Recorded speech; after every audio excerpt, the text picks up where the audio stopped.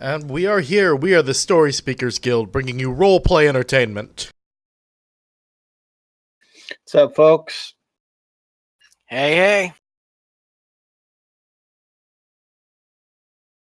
Hello. Indeed, we hope you enjoyed your holidays and are ready to have some fun here tonight.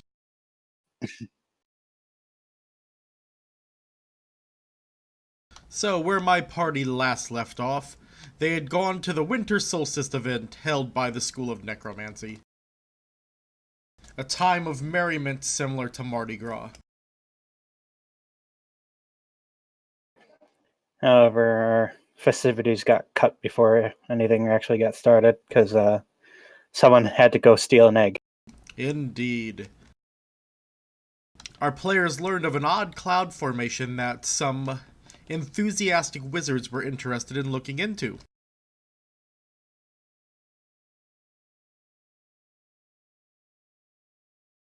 These enthusiastic wizards managed to get up there and steal something. Thus, the cloud stopped moving in the sky, though all the other clouds remained in motion. And then our party, who was next to the gentleman who stole the egg, were taken up onto this cloud to discover that dragons had turned this into a paradise for dragons, with all kinds of land floating on the clouds. A heaven on earth. What did you say, Kyle? A heaven on earth. Could call it that. And another thing they noticed is all the dragons mingling with each other despite color. There is no longer color determining a dragon's alignment.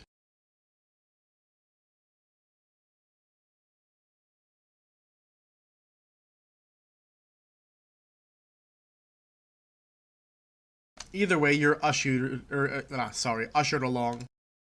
Does anyone take a look at the weapons the guards are holding? Of course. Sure.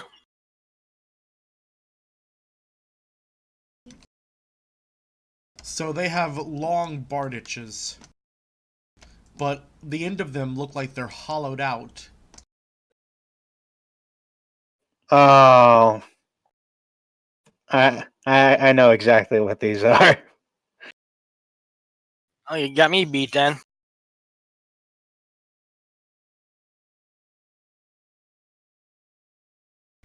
Either way, you are led to a prison, and you are put inside of it.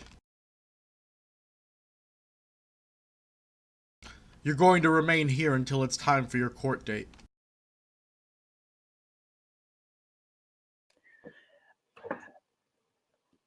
We are but witnesses. I don't understand why are we going to be detained here indefinitely. I didn't say indefinitely, I said until the court date. Which is? More than likely this evening. Very good.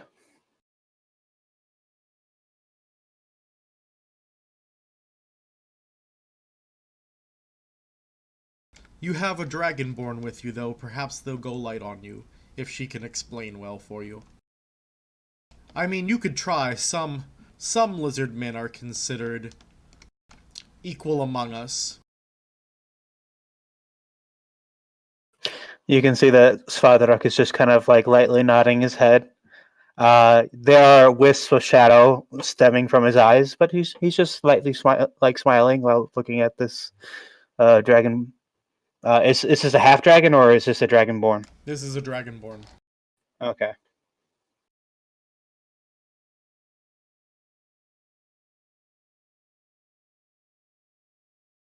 Very well, then I will be back for you in a couple of hours.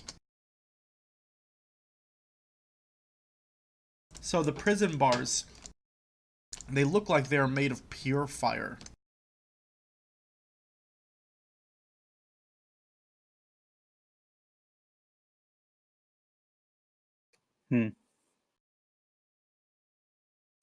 Who's made of pure fire?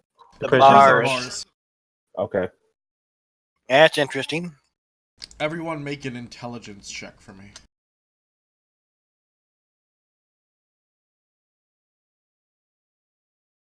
Just straight intelligence. Right.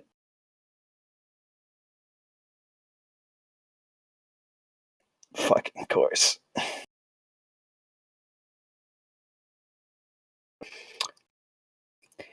Guess I'm just too focused on being salty at the moment. Well, stop being Isn't that salty. always true, though? This is in character, okay?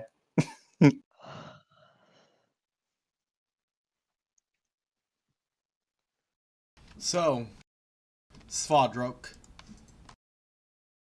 you and Nidrum get the hot idea in your head that, oh, if we just jump through real fast, we'll be fine. It's just fire.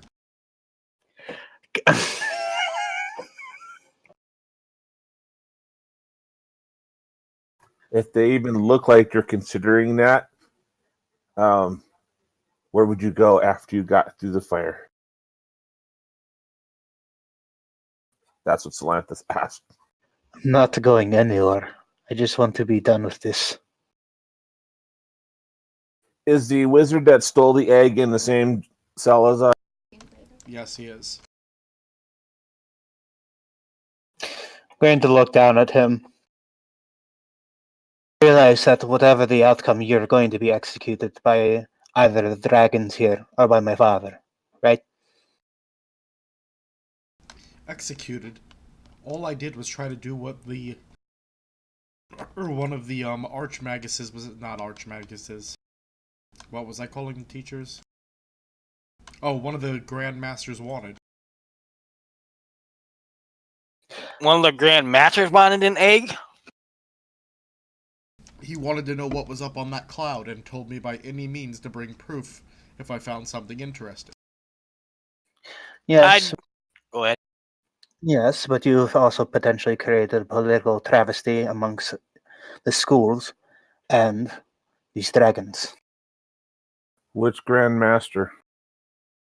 That is a good question. Grandmaster Bumbus. Ugh, Bumbus. And Solanthus you are looks. correct. Bumbus is very much a bumbling fool of a master.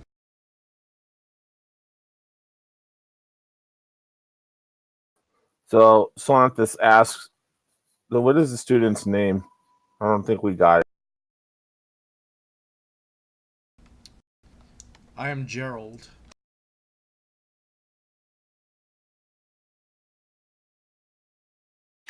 I would say a pleasure to meet you, but since you got us locked up, it is anything but.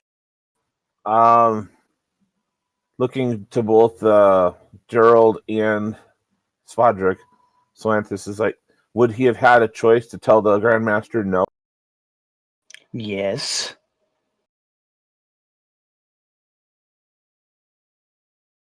Are you certain? School of Necromancy, doesn't it require absolute obedience? To some extent, but there are hierarchies. I find it odd that a Grand Master is going to allow one of his younger ones take the fall for something he directed. Roll an insight for me, Torin. But would he have actually told him to bring back a dragon egg as proof? I don't think any Grandmaster is that stupid. Nobody I could be knew wrong, what was but... up there. Did you know what was up there? No. But Think still, before you speak, elf. anything but a dragon egg would be preferable, you frickin' moron. Peace, we must be united when we go meet this dragon count. As you're saying that, he's holding up a finger that he's starting to charge a magic missile with.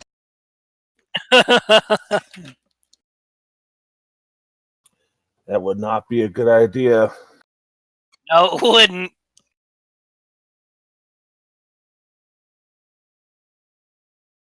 So I rolled the insight.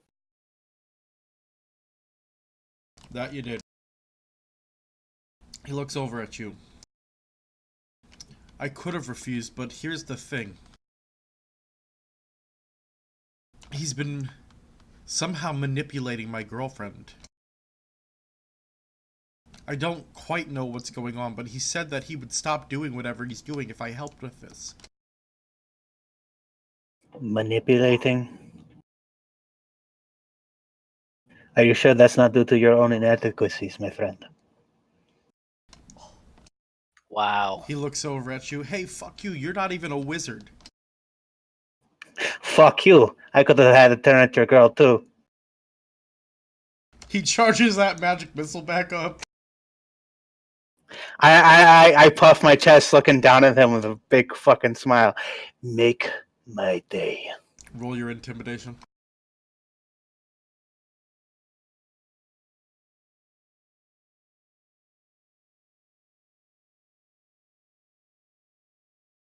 He backs down. Whatever. Either way, he's been doing something. And your girlfriend hasn't divulged what it is? No, she hasn't told me. Anytime I Okay. ask her about it, she keeps dodging the subject. If it's a matter of the arcane, it could be some kind of spell.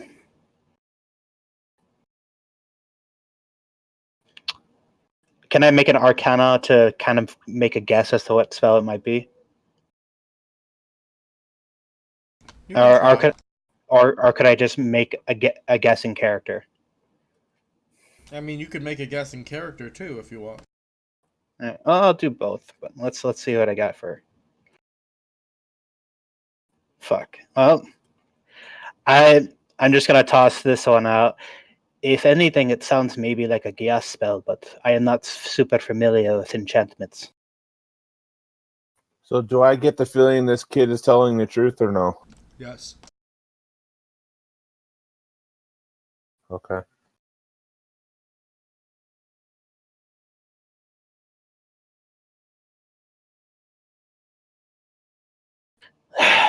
Manipulation of the is your girlfriend a student?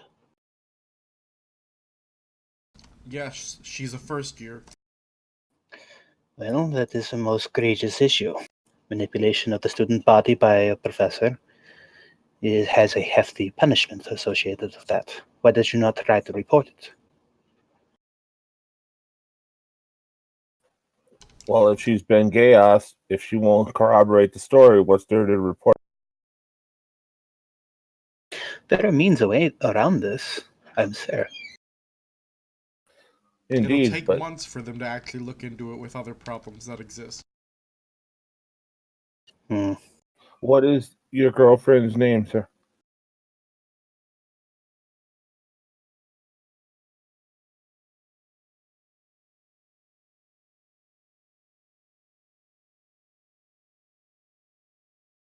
Lavinia.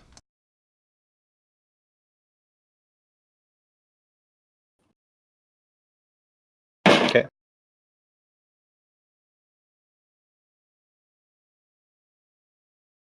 Well, I am obviously not a master of the goings on in the wizard schools, but it sounds like the gentleman here had little recourse. It was unfortunate. It was an egg that was the proof, but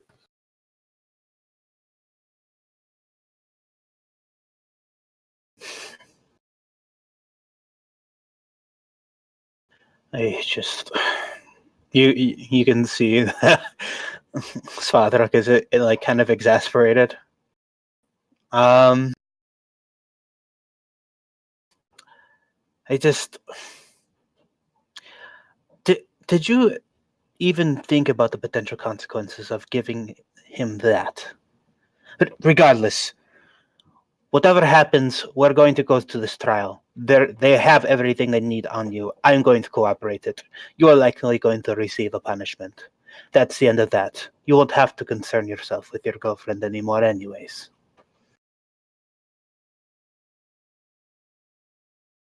Solanthus stands up, says, I will ensure that his story gets heard, though. If the Dragons are as noble as the stories say, they won't weigh in lightly. And I've seen 2 schools now that have had dubious goings-on with the wizarding world. There seems to be a problem in the magic realm. It's a problem everywhere.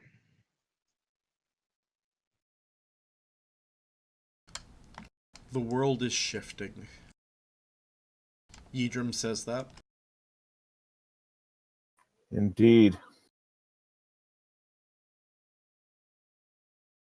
It'll all come down to how bad they want to keep the island a secret. They've lost that. The moment that someone pulled an egg and they decided to go looking, everyone at the school potentially knows what, well, at least anyone who is at the event can have seen this. This would be far too large a scale to do hush-hush.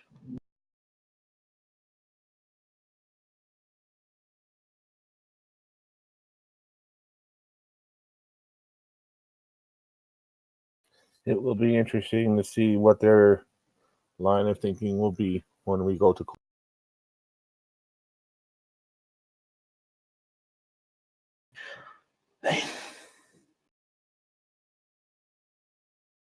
Did they leave us with anything, or did they like strip us of all our shit? They took your weapons. Okay. I'm gonna go take a seat at whatever like chair is nearby. And just kind of like plop my ass.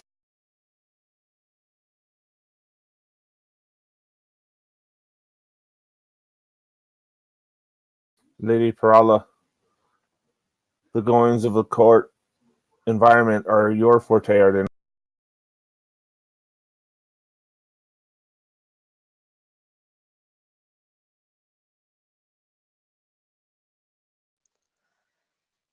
It may be my forte, but I'd still be interested to hear what you guys are thinking as well. Well, if the wizard here is telling the truth, then there's someone that is not going to be present at this hearing that needs to be. Exactly. That is why I said they are likely going to execute him anyway. And this is a, what is the term? A kangaroo court?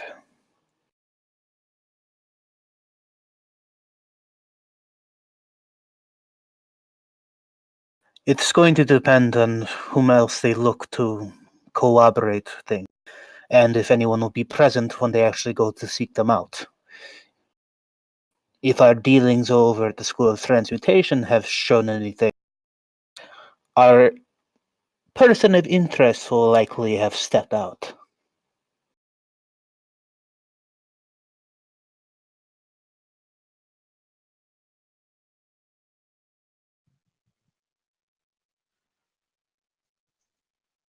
I think we should do what we can to fight it. It may be very likely that they're going to execute him, but I don't know. It doesn't feel right to stand by. I'd prefer to avoid an unnecessary war, given that we have enough issues with the cults. I would not look forward to having to deal with a third dragon war, and nor I'm certain you're not either. Yes, certainly not. But if you were the enemy of the forces of good, wouldn't you want to drive a wedge between the magic schools and the dragons? This would be one way to do that. We need to really work to not have an execution over this.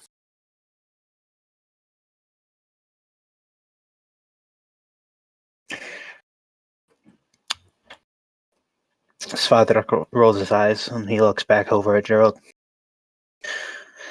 Tell me about Master Bumbus. I have not really spoken with any of the esteemed colleagues here. What has he been working on as of late? Is there any particular reason why he sought for proof of this cloud?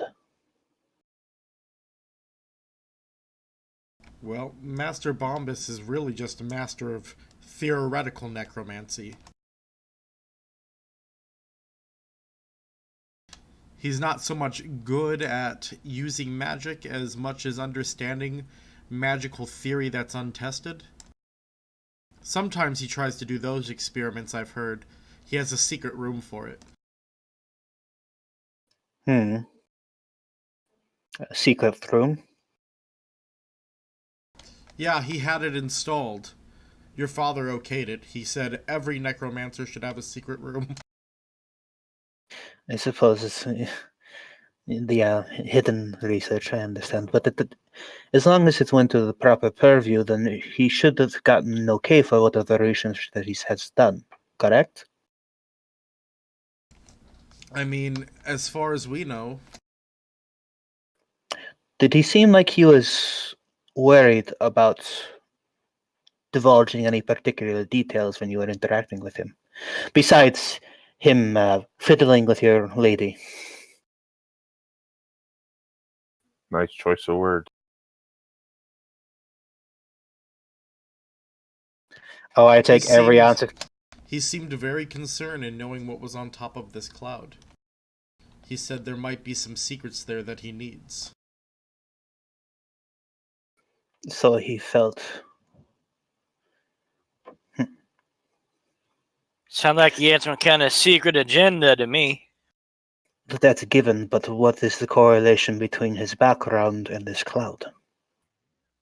Hard Well, to say. There's a floating city up above these clouds. Theoretically, that would be interesting since it's probably a. You cut out, Torn. I said theoretically, a floating city in the clouds might be relatively unheard of, which would draw. The only thing. I'm wondering. How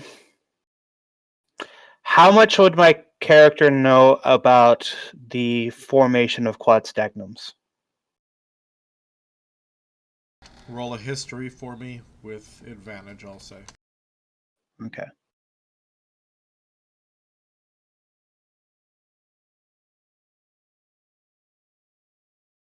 $17.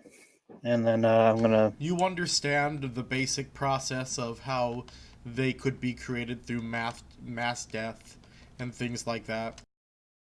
You know that your father found a way to simplify that process, and that is how modern magic weapons are made, though incredibly rare because it still requires the power of the soul. Well, killing someone. Yeah, that. Basically, your father figured out how to attach a super battery to a one-time use quad stagnum. Right. Because from my understanding, he essentially took the silver cord, right?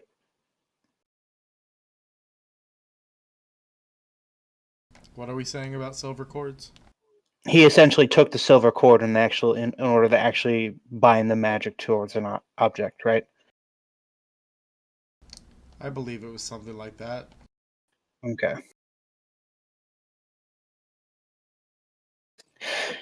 I know he turned souls into magic items. Yeah. Well, not souls, but the part of the soul that connects the soul to the body. Yes. Right. Okay. That cord that Orcus breaks in the astral plane. Well, yeah, that's what. Yeah, this the silver cord. That's why I said that. Okay. If I had to venture a guess, if he is interested in theoretical necromancy and there is a floating island in the sky, this could have something to do with a quad stagnum. Maybe I'm not sure, but I wouldn't know how I'd even get access to any kind of information about that. I am obviously just tossing this out there. I have no idea.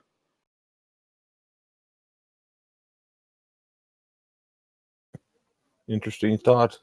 Something we'll have to consider if we survive the night.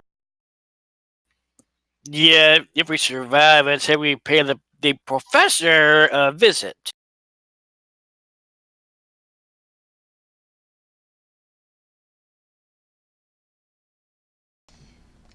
Well, we might as well prepare for things then. Really wish I had my rapier. Wish I had my bow. I'm always armed, friends. I smile.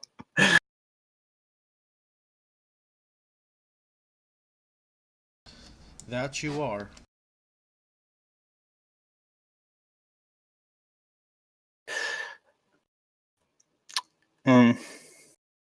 Besides, I don't think it would be in good faith for us to show up armed to a court. I Well, guarantee they've already they'll be taken that armed. away. What was that? I just said I guarantee they'll be armed.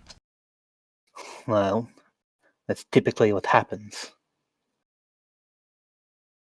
And they took our weapons away, so it's a moot point. We will have to trust that there is at least a degree of competency within their legal system. If there is not, well, we will have to find other ways to deal with this. But once again, I would prefer to avoid getting involved in an all-out war. So let us not bear arms if we can avoid it.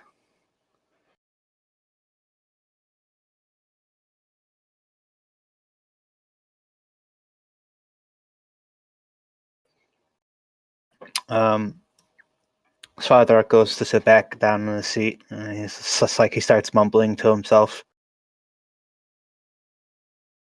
You all right there? It's not exactly how I plan to spend my my holiday. No, you plan to spend it drinking and whoring. Well, whoring is unfortunately out of the equation for the time being until I know what the hell's going on with my body. Going through the change, huh? Shut up. He gives you a Frolic light. Snickers. Yeah, he gives you a light smile. I get a bit of a snicker out of that one myself.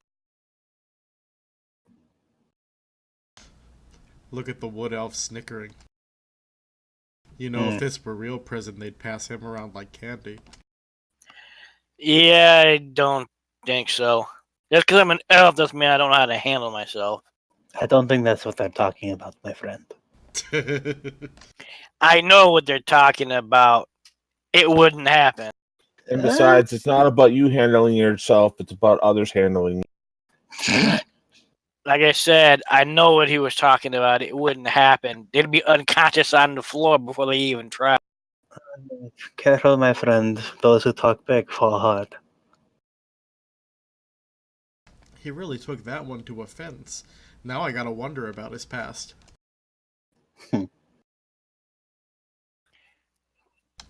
Did one of those followers of Radix take you behind the tree?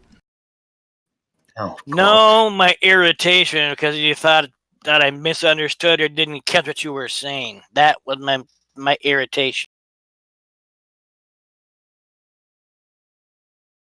Calm yourself. Does anyone have a doll where he can show us where it happened? Wow. The paladin is cheeky. I'm not saying nothing. No, Well, Ytterm's been saying all of that. Yeah.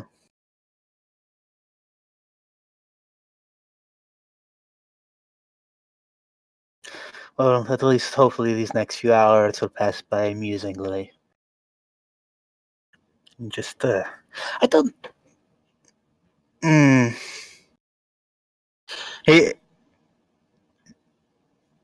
He just kind of shakes his head.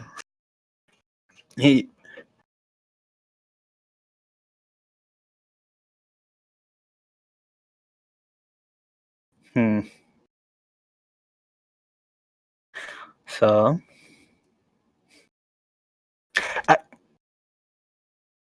Is there anything any of you would like to discuss before I move on to court?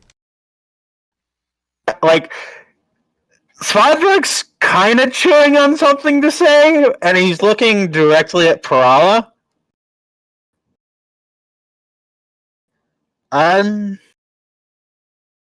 This goes on for about a good minute before he actually chimes in, and he motions for her to come over, and he's speaking to you in Draconic right now. Parala, so what did you talk about with Sam? Oh, Girls talk. Girls talk.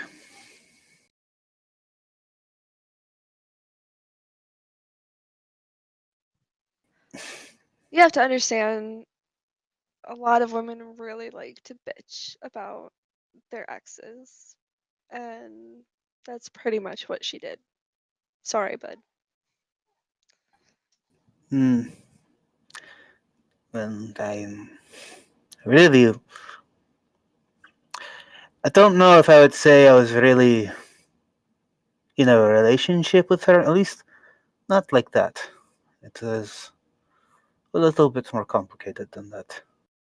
More physical, huh? No, I'm talking in Draconic. So unless you understand Draconic, Let me check.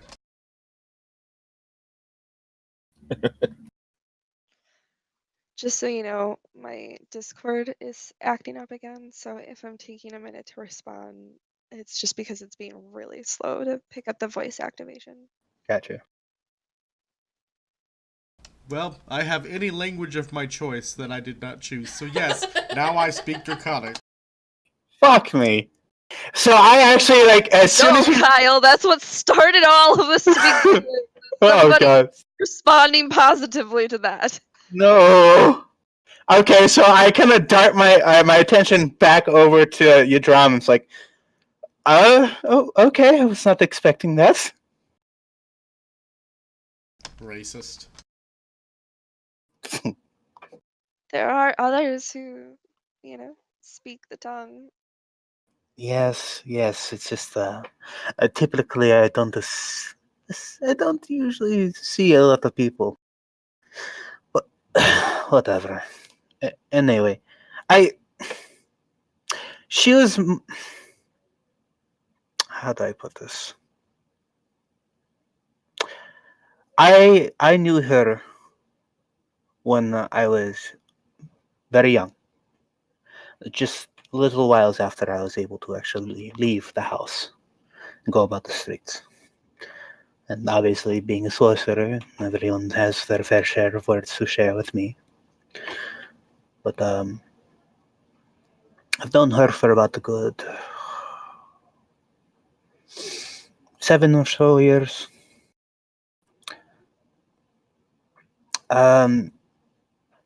She was very nice to me when I was younger. It was someone for me to kind of lean on, to have someone to talk to. But I saw her more like a mother figure. A strange look kind of crosses her face, given the descriptions that, contrasting it with the descriptions that she got from the Banshee woman. Yeah. Are you still talking in Draconic? Uh-huh. Okay. I just kind of lean up against a wall to wait for the trial, just wanting to get it over with.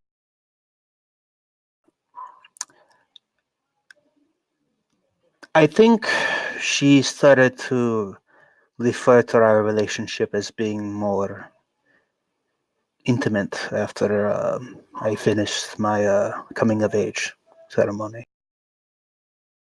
I spent a lot of time over in their bar talking with her before I actually had to do that. And by that time, I considered her, like I said, like a mother. I came to her, I talked to her. Nothing strange. But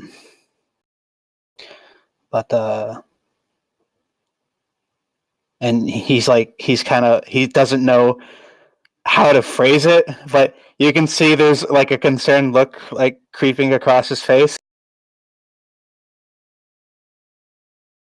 The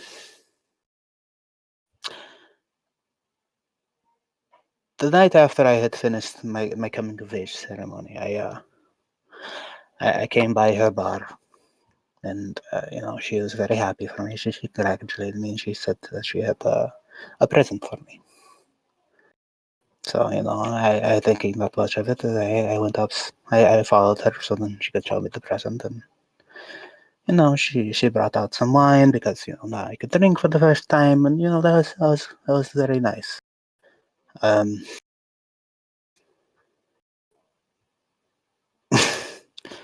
But I and now you could tell he's like he can't fucking physically say it.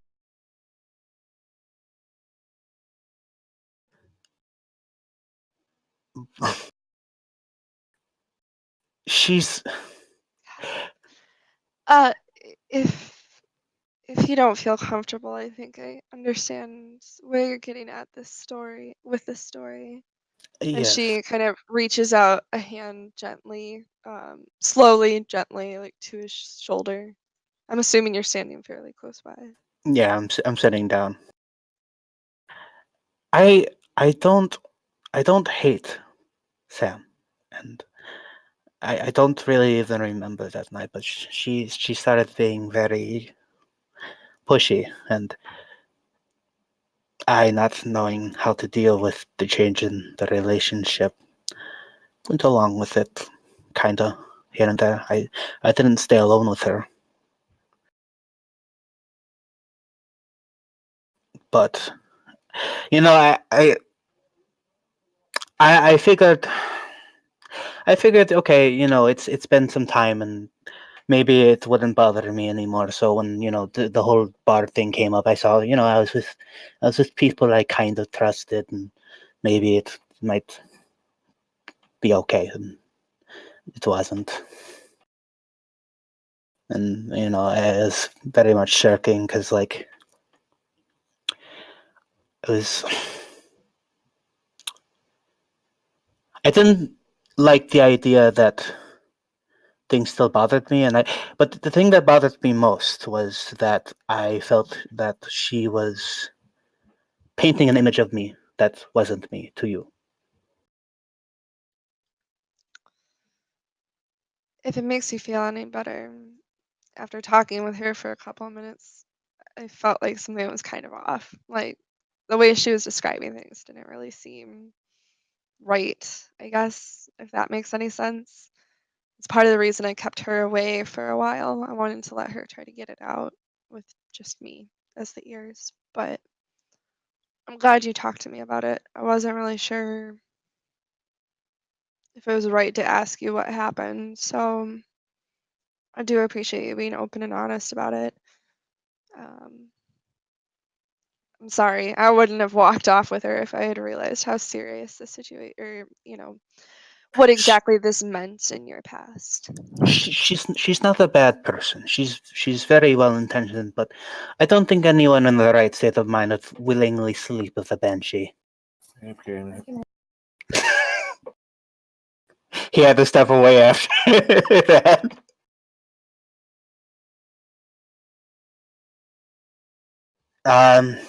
I don't know. It's just I don't. I hate being in this town, and I'm tired of other people painting who I am. So I figured I would speak my piece before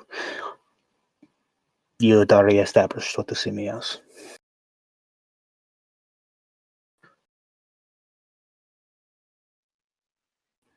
I mean, and I won't lie, I do get around still, but I just, yeah, it's just not that.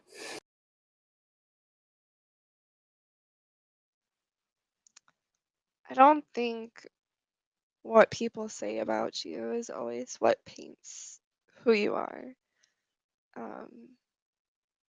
At least speaking on my own account, it's what I see from you that I'm going to judge you on, because people have a lot of different things to say, and a lot of those things aren't necessarily things that you want to listen to.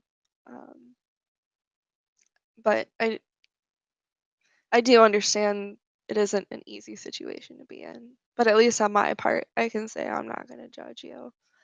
I know people can change. I know stories can change over time, and you can't always trust what everybody says. So I guess I kind of take it all with a grain of salt if it's not somebody that I know.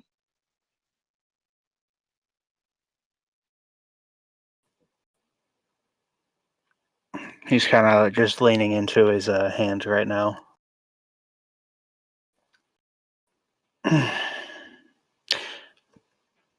You know what?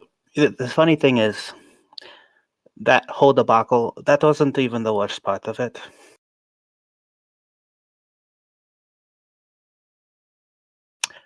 It was, I think what made it really sink for me was when I told my father about what had happened. And I will never forget what he told me. And he's kind of, his gaze is like, he's not even looking at you right now. He's just kind of looking off towards like the other end of the cell. He said, "Congratulations. You now know not to trust your heart to another. For if you do, when their hunger overtakes them, they will eat your heart." And then he left me to his own devices. Well, my devices. And I just stood there, shocked. Like, I didn't know what to make of that.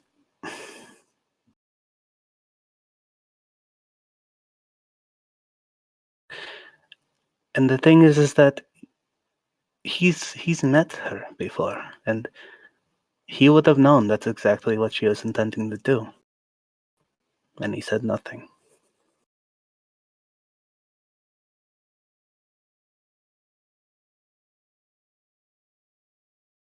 At this point, he's actually starting to cry a little bit.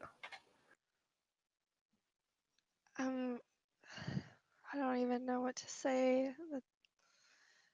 Unfortunately, not everybody is empathetic, or maybe, I mean, I don't know him at all, so I'm really just throwing the shot in the dark or whatever. But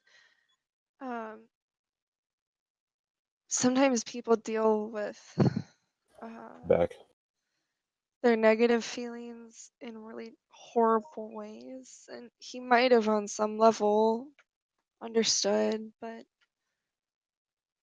just couldn't handle it, if that makes any sense. I'm not trying to make excuses for him, but at least know there's a chance that there was something, something there. It wasn't completely cold.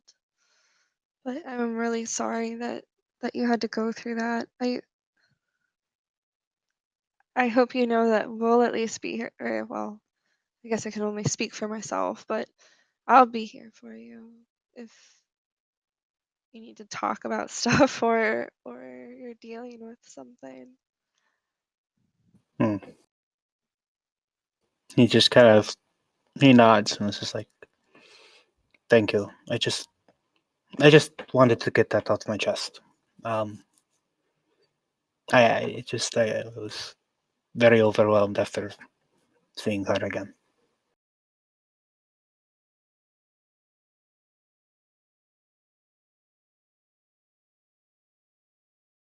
Let me talk. If you want, I'll scare her to stop talking about anything with you. I don't care. I'll go put the fear in a bitch. She's already dead as you're hard pressed. And part of the reason I don't want to start a fight with her is because the last time that happened, my eardrums re-ruptured. Don't worry, I always end my fights.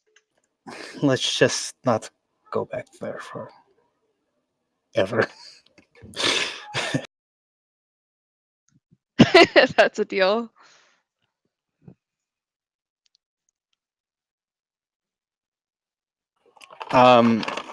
Yeah. So Swadrak starts. If we continue the conversation, he's going to start speaking in common.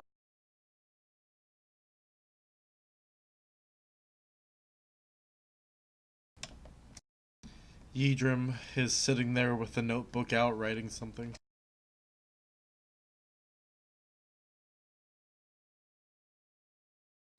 Don't tell me you've been writing what we've been saying.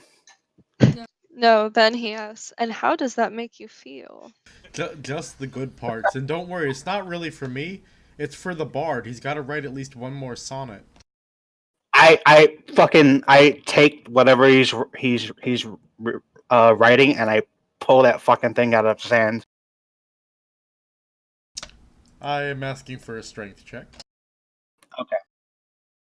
Oppose. Fuck.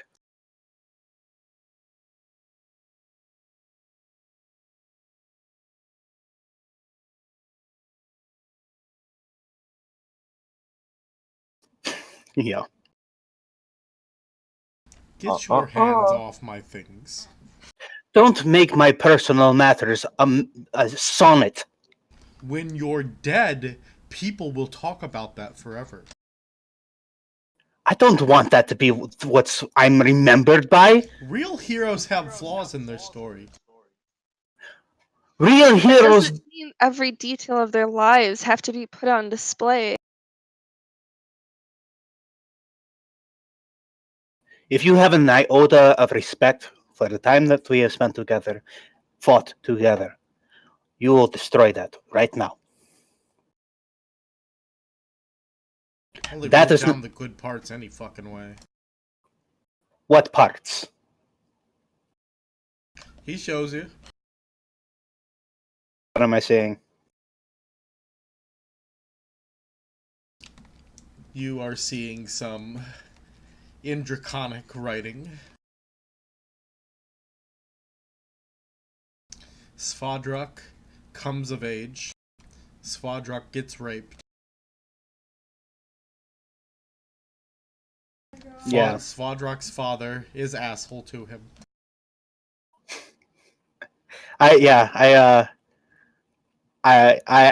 not destroy that now, please. Roll a persuasion.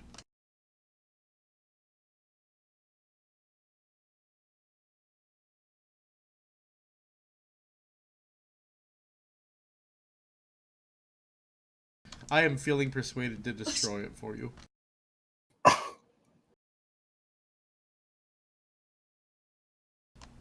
So, I tear the page out and rip it up.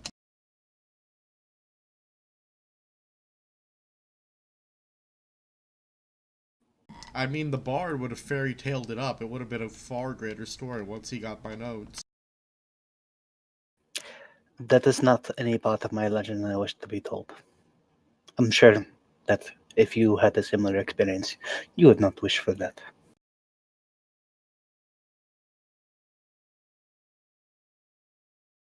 I'm just saying, the Banshee's never going to die. No matter what, that part of your legend exists. Then when I die, let me die in peace.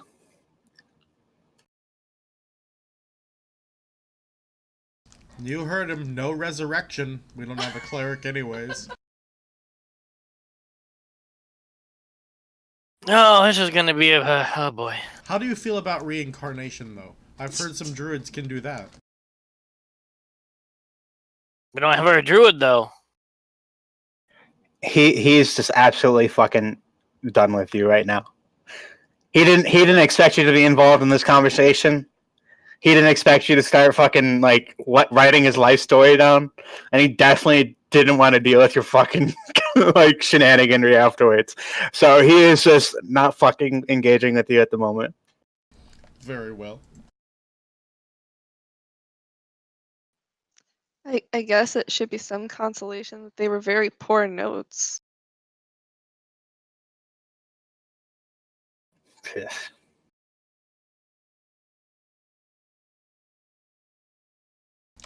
Only the key details. Then you let the bard fill in the blanks, and you have a great story.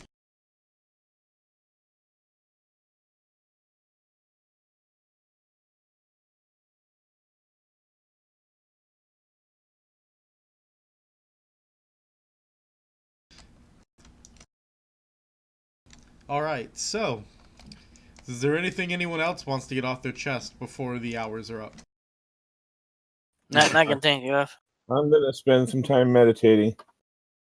When it comes time to get escorted to the wherever the court proceedings are gonna be, I'm gonna take position to Parala's back left.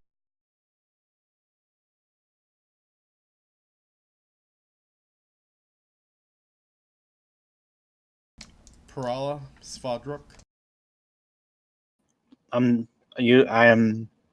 so pissed at you right now. I don't want to deal with anyone. Got it, you pout. Damn right. I pout like a boss.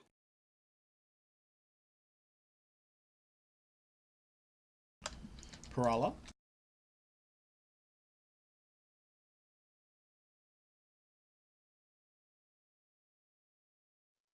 I don't think I really have anything particular.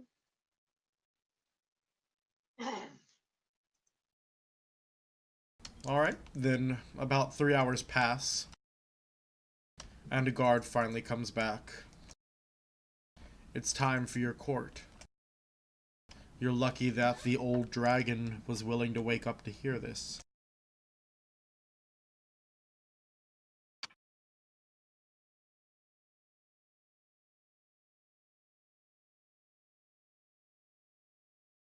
All of you come with me, he opens up the gate.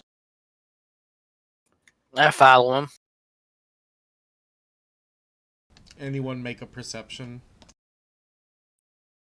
Sure.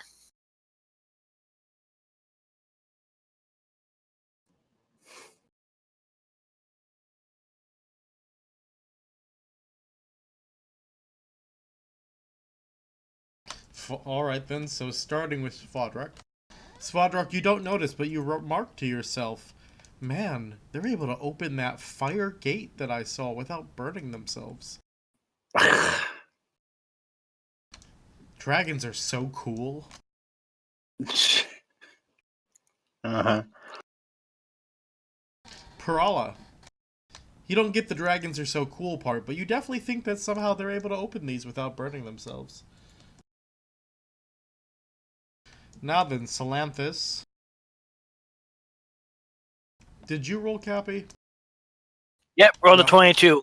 Oh, yep. So Salanthus and Adrian, you both notice that he's wearing some type of special glove in order to do this. Is he the only one wearing that glove, or do all of the guards carry that glove? Well, you only see one guard right now. Oh.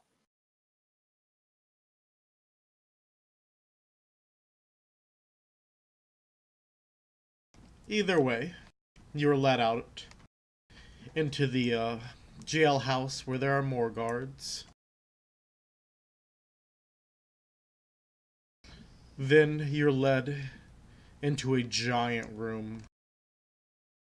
And in the north part of the room, on a large cushion that is golden colored, there is a very large old dragon. He's purple. Color? Purple. Oh, great.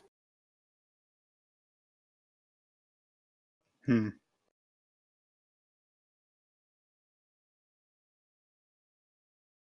You can make a nature check to try to estimate what he is.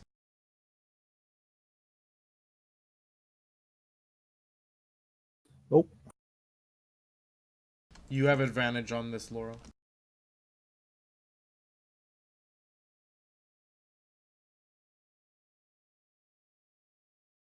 Oh, I do. So only you, Cappy, know that this is a great worm. The oldest and strongest of dragons. Oh, I didn't. That was my perception into my nature real quick. Nope, I don't even know that. Okay, so yeah, none of us realize how powerful this dragon is.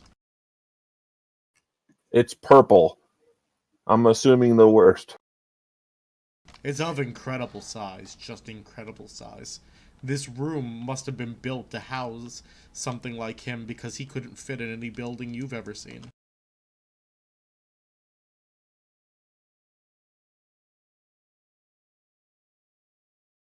On the rest of the room is built like a stadium, with all kinds of seats and all kinds of dragonborn and other dragons that have polymorphed themselves, half dragons. They're all sitting there.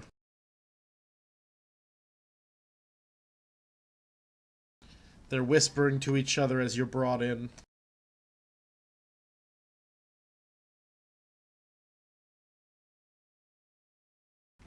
Things seem despairing as you're walking in there. Nobody particularly looks happy.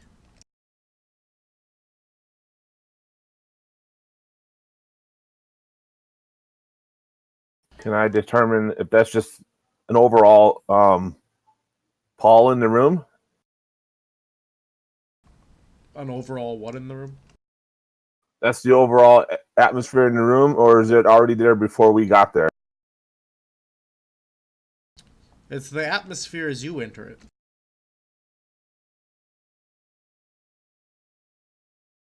Okay. People are definitely starting to whisper things about you to each other in the stadium seats. Well, I'm going to activate my divine sense just for my own protection, I guess. Alright then.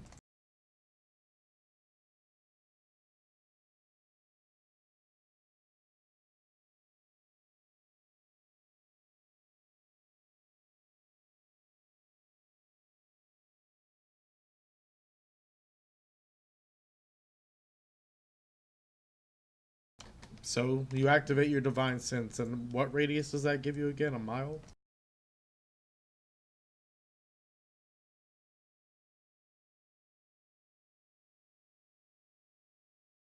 Torin!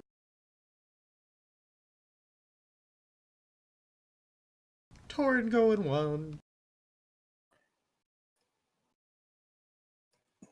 Did he DC? I don't know if he DC'd. No, he DC'd.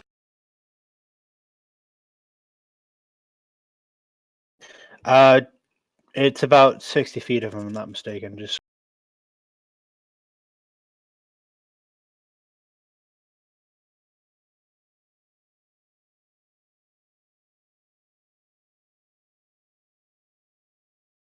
Well, I guess we'll just get started here. The old dragon looks at you. Who DC'd? I thought it's been DC, but Torn did. oh, it was so listed in the. Yeah. Okay. Salanthus left. He started spacing out, trying to look for demons or whatever. Indeed. But anyways, the old dragon says, "Come closer." Step forward. I really do not wish to open my eyes to see you. And you will notice his eyes are closed.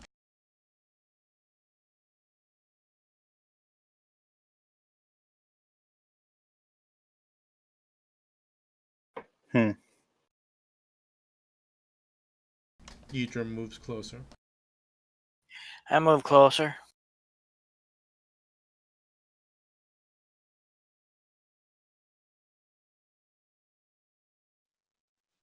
I will as well.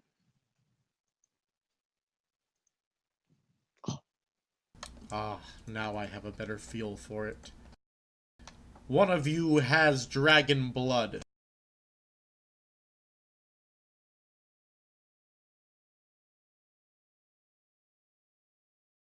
She may speak first.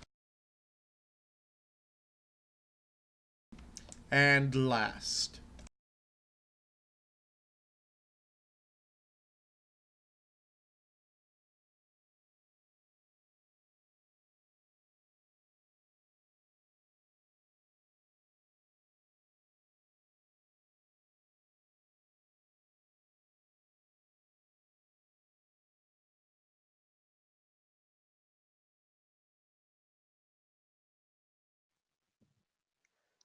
Very well, I can speak first.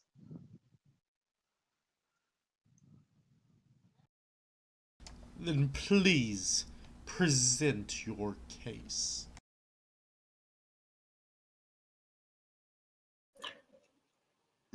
when I hear that, my eyes kind of narrow, and it's just like, all right.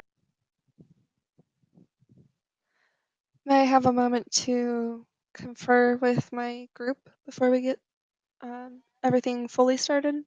You had several hours to start formulating a plan in a cell. But very well, I will give you 5 more minutes.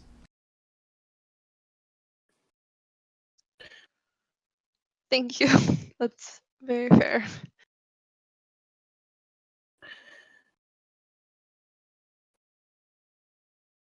Even well, as soon as you like come in to pull us, or are you pulling us in right now? Because I have, Yeah. I'm just going with the flow right now.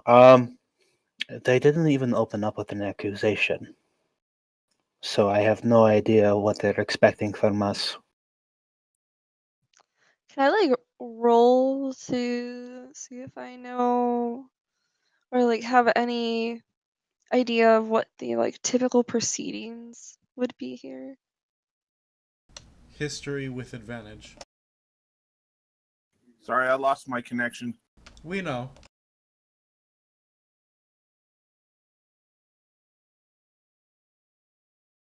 There she goes. You know a lot about Dragon Court. You know Sweet. I that could be helpful. you know that the reason you have the right to speak first and plead a case is because dragons often, when they have court, already know you committed some crime. They expect you to explain to them honestly what you have done, why it's been done, and they will confer a firm judgment, and if they need to, punishment, based on your beginning statement and your ending statement. You know that the others will also be allowed to speak in between your beginning statement and ending statement. But because you have dragon blood, they do consider you to be the one who will determine all of this. All the other things are just details. So I'm going to break that down quickly to you guys, but I'm not going to put you through re-explaining all of it. So we need to mainly focus on what we want our beginning and end statement to be. I wish I had rolled for this sooner. Well, what was the necromancer's name? Jordan or Jurgle? I forget. Gerald. Gerald. Well, I think Gerald should speak to what has happened to him and explain his situation. Then perhaps we should talk about what we have seen as witnesses. We could also talk about our concerns about what this may potentially mean for relations between the dragons and the school, and maybe open up a discussion for how we can amicably handle this situation, given the knowledge that we have. And make sure that we point out that when the 2 half dragons came down, we were already making attempts to figure out how to get the egg back. Yes, agreed. So, after you. And as I'm saying this, I'm pulling at Jurgle. Or I keep saying Gerald. Gerald. I pull at Gerald, and I look at them. You tell him exactly what you told us after she has opened the statement.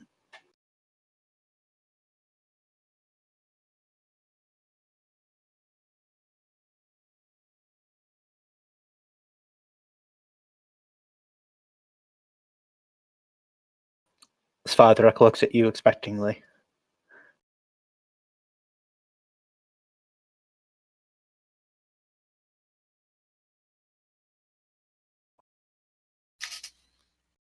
I'm just gonna remain quiet and speak with my turn and explain it. I didn't even know what was going on. Like I inked up here. Thanks, Kathy. I'll step up.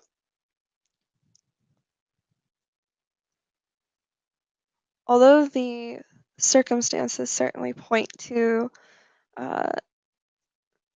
something of a serious nature, I think when you take the time to listen to Gerald's side of things, you'll understand that he was in a difficult situation and may not have made the best choices, but certainly wasn't the true person at fault for these events. But I'll let him speak for his own story.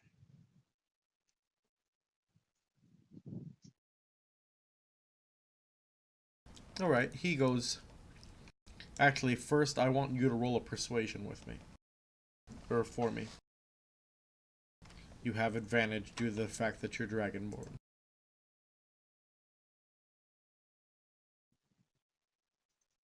Oh, I am actually decent. Nice. You have done very well with your opening statement. He looks pleased with the case that's going to be presented before him. So Gerald then goes in and explains everything that you guys learned in the prison cell about Bumbus and so on. So, then it's either Cappy, Kyle, or Torrin's turn to talk.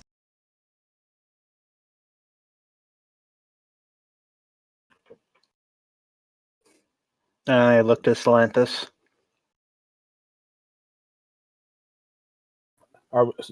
Just because I disconnected. Are we speaking directly to the Great Worm? Mm-hmm. Did he have a name or no? He did not give it, they simply called him the Elder. The Elder? Yes.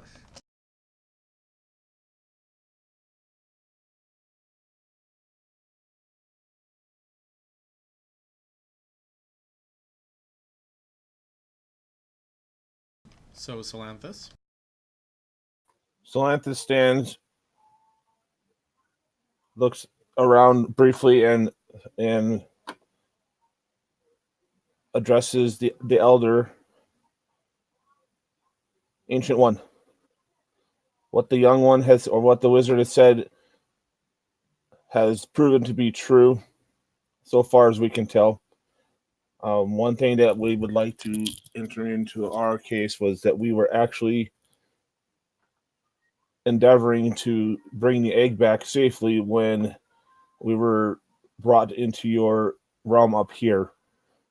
As you can bet, some of us don't have the ability to come up to the clouds, so it was proving to be a challenge. All right. Regardless, Go ahead, sorry. stealing one or taking one of the young from a lair of a dragon is an egregious offense and should be answered for. However, I don't believe that any of us here are at fault for it, though I would submit that most of us would be willing to help bring the individual that is responsible for it.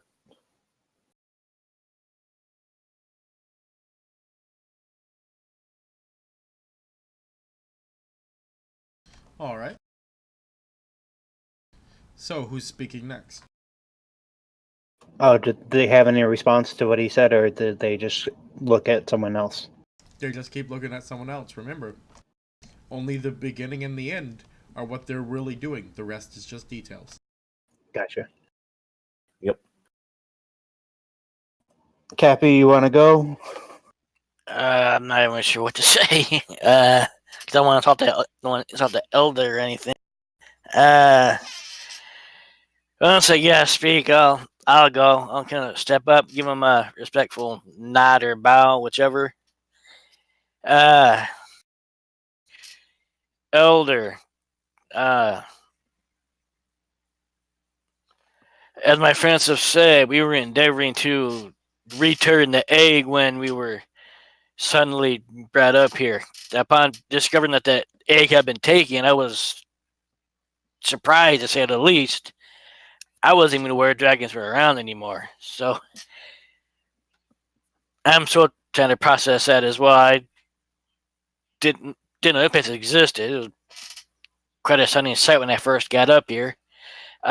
Anyway, as I was saying, like my friend, friend and comrade, we were endeavoring to try to figure out how to return the egg, as stealing anything from a dragon is definitely a very, very bad thing. Whisper, whisper, whisper, whisper from the crowds above.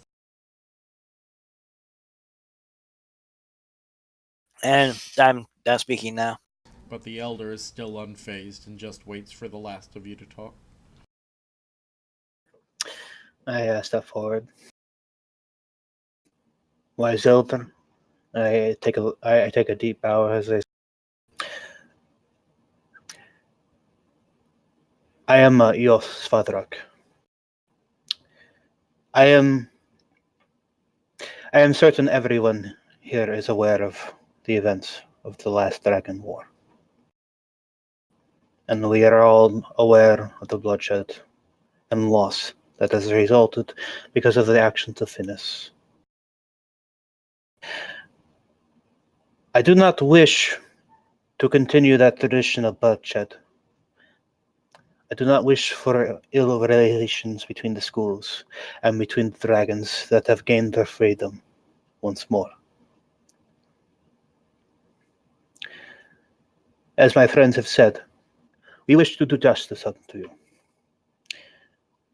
And we can find a way to bring whom is responsible to justice.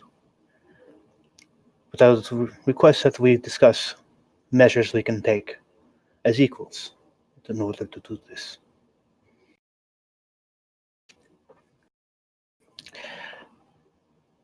Right. He looks back at Perella. Go ahead, sorry. I would hope that in your great wisdom you would understand, based on what you have been told,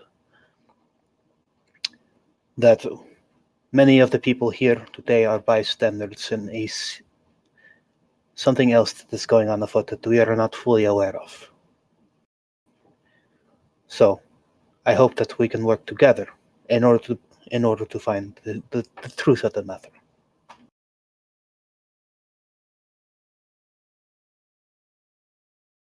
And now he looks over at Perella.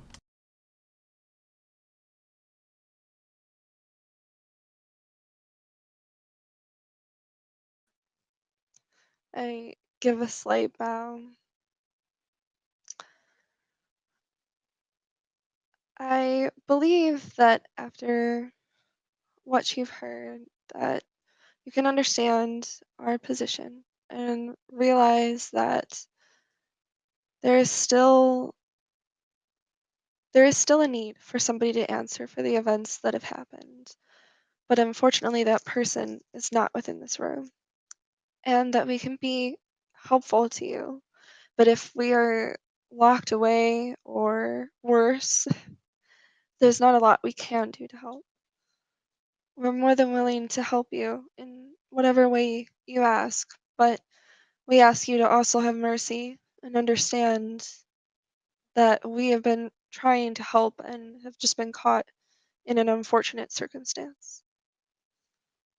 Roll your persuasion with advantage.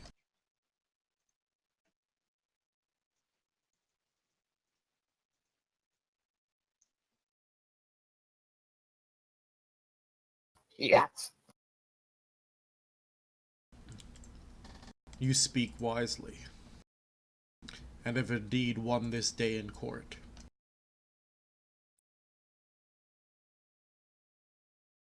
The egg has already been given back to its parents. We greatly appreciate you listening to what we had to say and for spending your time with us this evening. Is it evening right now? I assume? Okay.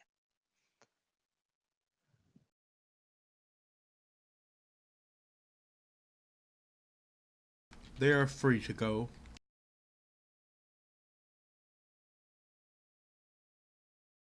Though I would like Perella to stay. As you wish. And she'll bow.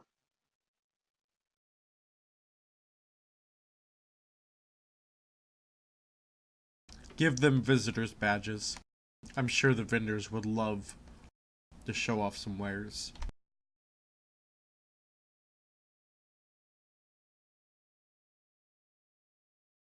Of course, you may not be able to pay for any of them. He laughed to himself.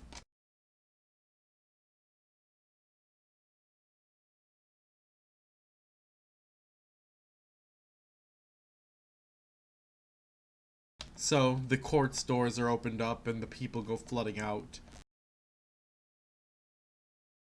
Your guys' weapons are returned to you. Cool. Thank you.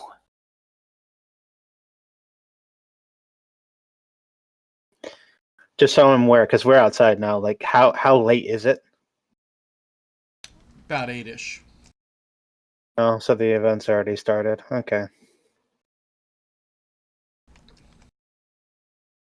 That they have.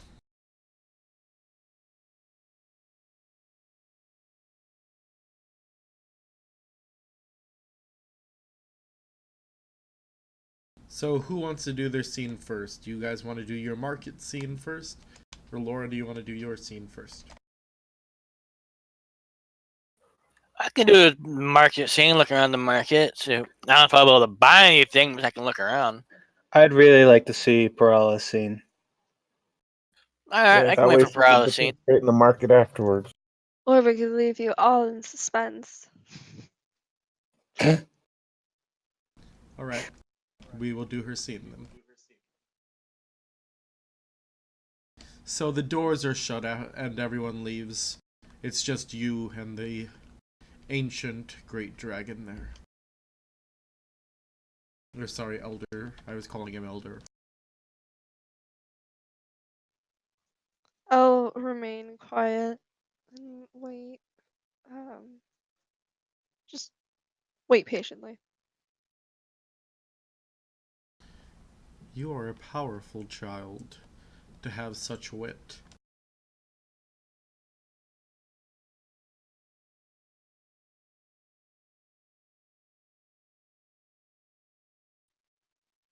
Not sure about that. Still trying to prove my power in the world, I guess. But I do try to learn whatever I can from whatever happens or wherever I go. I appreciate that. You have read much into your history to know how to properly present yourself in Dragon's Court. Most dragons now only learn it here. Or Dragonborn. I had a period in my life where I became very curious about that part of my heritage, and luckily happened upon a stash of helpful information that helped me to understand it more and um, embrace it a little bit more despite the issues in our past. He peers at you, actually opening his eyes. And as he's looking at you, it feels like he's looking through you into your soul itself.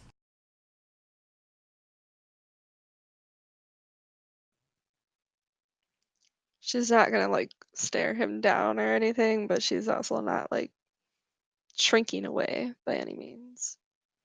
You're very proud, nothing to hide. I guess I've been thinking lately that maybe a good way to guide your actions, although I suppose it can depend on your general morality for it to actually be useful, but basically to do nothing for which I would be truly ashamed. And if there is something where, or some situation where I find myself making a mistake that has hurt somebody or caused some harm, then at least owning up, taking responsibility for it. So anything that you see is something that I can and will take responsibility for. I don't feel I have a reason to hide for that. He opens another eye. As he looks at you with this one also peering through into your soul.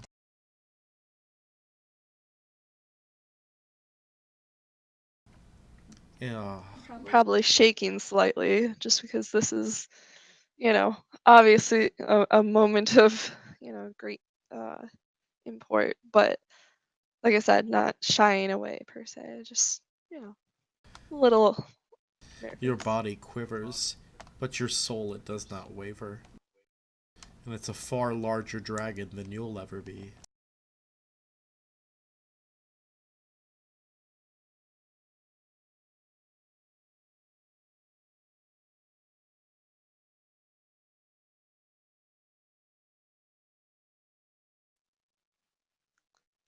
I hope I can live up to that statement.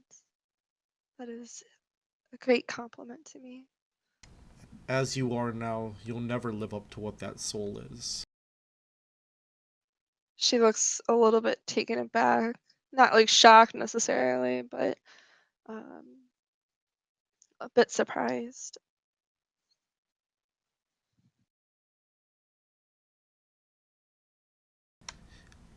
You understand nothing of what we've began studying up here. It's too bad that you had to stay down there and weren't there when the great choice was made. Maybe then you would have had the privilege of being tutored from a far younger age.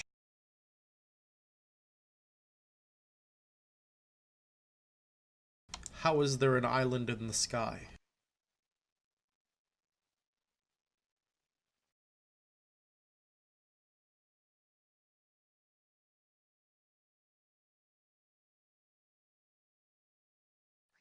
Is that something that I actually know from the history I have, or No. is that something that's more a secret that It's I more wouldn't? secret than that. You just know that Okay. rumors that they used old dragon magics to do something. Okay.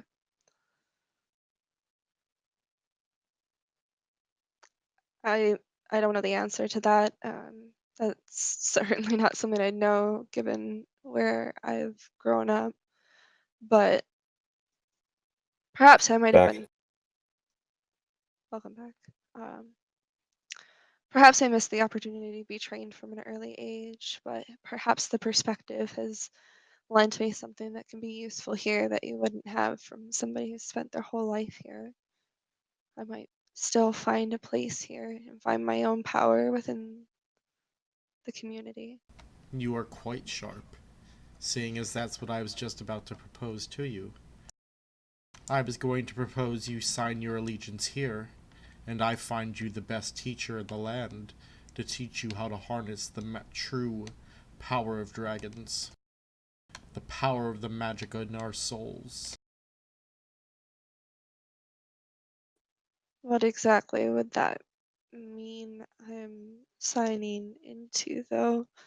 I'm afraid I still have traveling to do. You are free to travel. We travel as well, on the sea of the sky.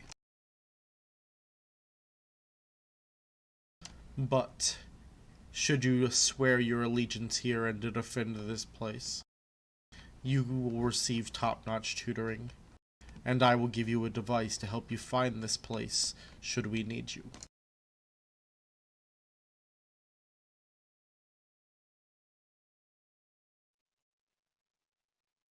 I see. Is that something that happens often, or is this more of a emergency call? Well, until recently, it wasn't something that often happened. Though, if you want to know more about those problems, I will have to get you to agree.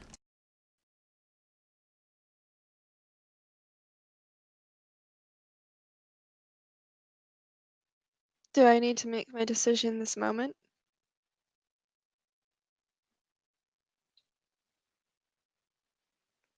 You may have 3 hours. You I must take my. Oh, you must understand what I offer you is nothing light, and it will be true power in your hands, though there has never been a full master that has not been full dragon. But no other Dragonborn has had a soul close to yours, except for one. Oh, I very much appreciate the gravity of what's being offered to me. You just have to understand that I don't pledge myself lightly. And because of that, I don't think it's wise to instantaneously give an answer as to whether you're willing to pledge something so, um, so serious as this without giving it serious thought to make sure that you truly can pledge to what you are pledging, that you have no reservations, and that you're willing to uphold it. I will give you the 3 hours, as I said. Go and find your friends and mull it over with them. I will be waiting here. Very well. I appreciate, I thank you for that. And I'll give like a small bow of respect again, and then head out. I'll return in a little while. I await your decision. Alright, my other half of the party. You are walking through the marketplace. And Kyle, you can't help but notice that there is mage tech here. Fuck.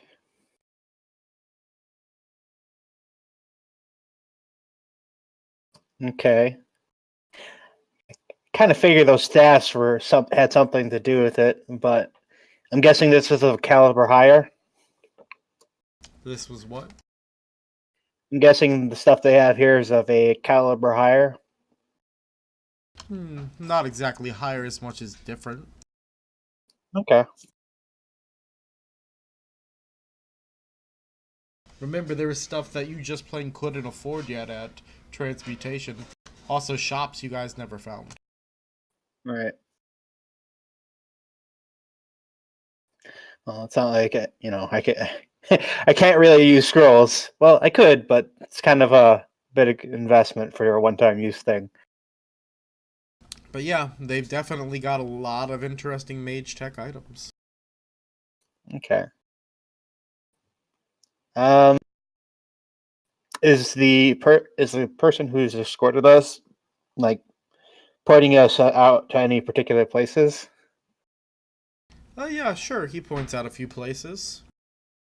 You can get food there. They have some of the best.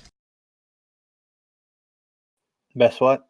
Some of the best sauce fusion dragon recipes you're ever gonna find. Cooked with literal breath. Each different breath makes a different kind of flavor in the food.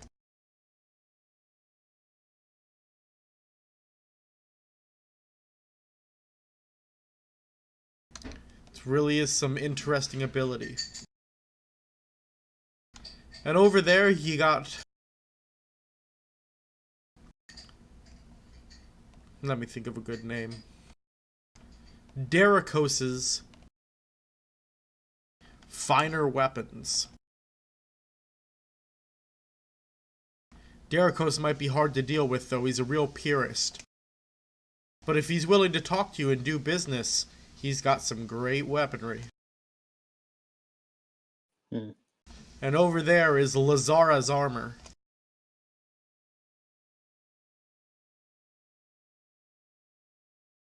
So Anthus would like to go that way. They say Lazarus can drink any dwarf under the table. Too bad we don't got one.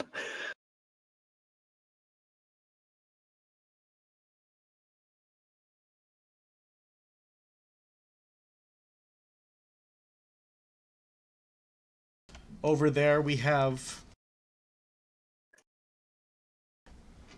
jackals. No, not jackals. What? Jarkles. Yeah, I like that better. Jarkles. Fine ammunition and bows.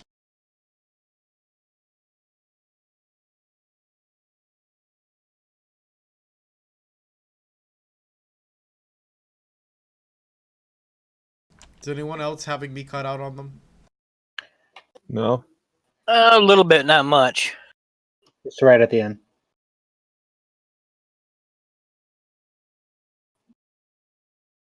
So, are there any shops you want to go to? I would like to go see how dragons make armor. That's not a bad idea. My company. Alright then. So, what was her name, the armor? Leandra? Lazar. Oh, Lazara, yep. So, you enter Lazara's shop. The first I thing came you to. smell is fire whiskey.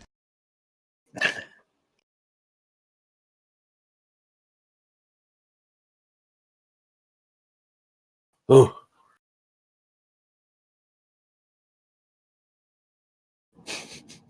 That is a strong smell. It is What is indeed. it? That's You can- not like any wine I've ever had. You've had fire whiskey before. Yeah. Oh, is that the stuff we had at the one place? Yeah, we were doing shots the one night. Okay. So it curdles my stomach a little just to smell it right now, I think.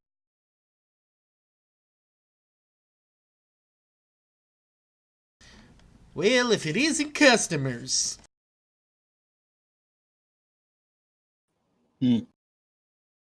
Greetings. Why, none of you have scales except for you. And why aren't your scales thicker? How are you ever going to take a blow with that? I do very well for myself. I'm a lizard folk.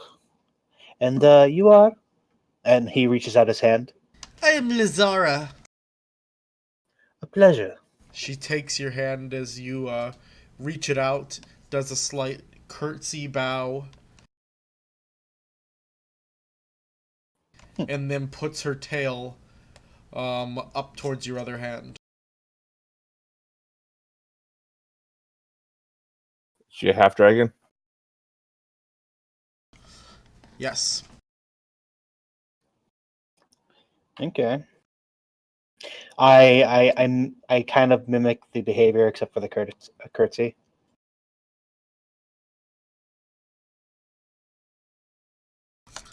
Oh, if you're trying to do it, Sugar, you gotta do a dramatic bow instead of the curtsy.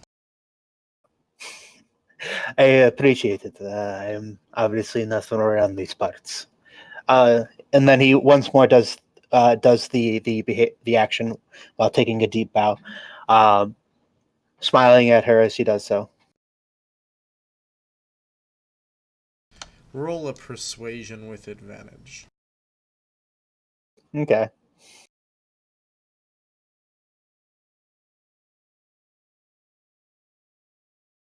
24. Oh, well, aren't you just the cutest thing? I am very often told this. But let us talk business for now, and we could perhaps speak of pleasure another time. There are unfortunately more pressing matters. But Very well, then. What do you want? What are you all looking for?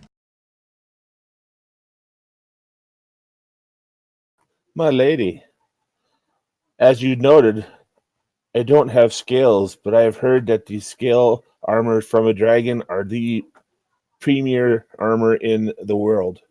And I was curious to see if you had anything of such caliber in your.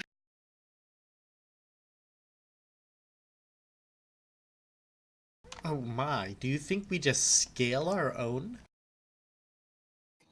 Of course not. But I do Yeah. believe that you don't waste your resources, so there probably might be availability based on shedding or past injury, etc. there's probably a disgusted look on her face right now, isn't there? Probably. A little bit, yeah.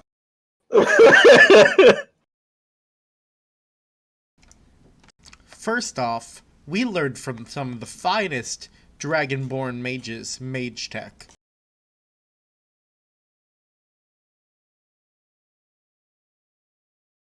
And with the combination of our power of breath, we've managed to make some pretty interesting mage tech, Mr. Elf. and to I sit there shall. and tell me to skin my people to make my wares.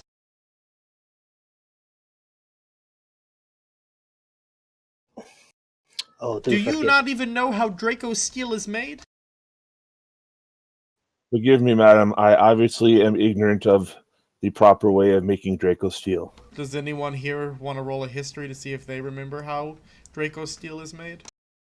Sure. I'm pretty sure I know this to some level, but I guess I'll roll the history.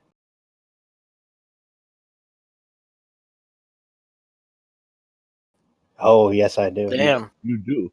It's made of cobalt skin. You know that Draco steel is metal that spins many years just under constant dragon's breath until it changes the metal's composition into something that used to be equivalent to a quad stagnum. But since quad stagnums don't exist anymore, it's more like a very, very rare elemental metal. Right. I can only imagine the amount of hours you have to put into the forge works for these pieces. You see, this is why I like him. He understands. She runs her tail down your chest. Oh, the things I would do if I had the time. um, I just kind of shake my head and face palm We at can that. give you the time. I kind of look at him. Remember, there's the issue with the thingy at the bar, What's where it? What are you saying to him about the bar? I'm trying to tell him about the time where I found out that I have fucking demon blood in my fucking veins.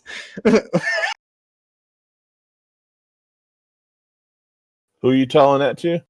I'm kind of like trying to do pig Latin at you right now. So I'm doing pig Latin at you, Solantis. I barely speak Elven and Common. I don't understand no piggy Latin.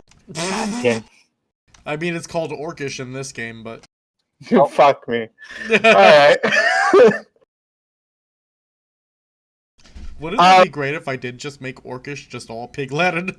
Oh, God.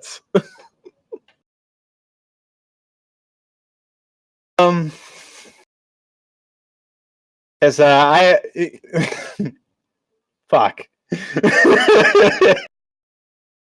I'm willing to give you some of the best deals on my wares, if you're willing to have a few drinks with me tonight.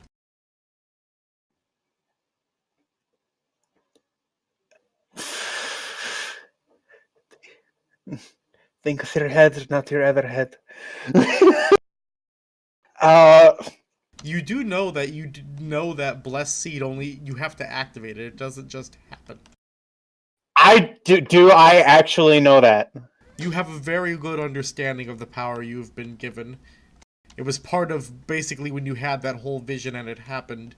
You basically came back with all this innate knowledge about what had happened. Ooh. Damn it. Okay.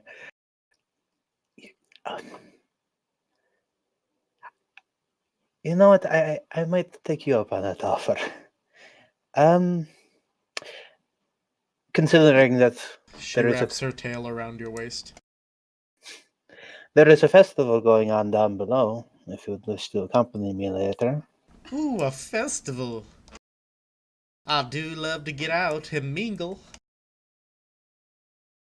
But before that, my friends were talking business, yes? Did you wish to purchase something that was not peeled off of someone's back, Slantis? I wish to purchase something that protects my skin from being peeled off my own back. Hey, wise man.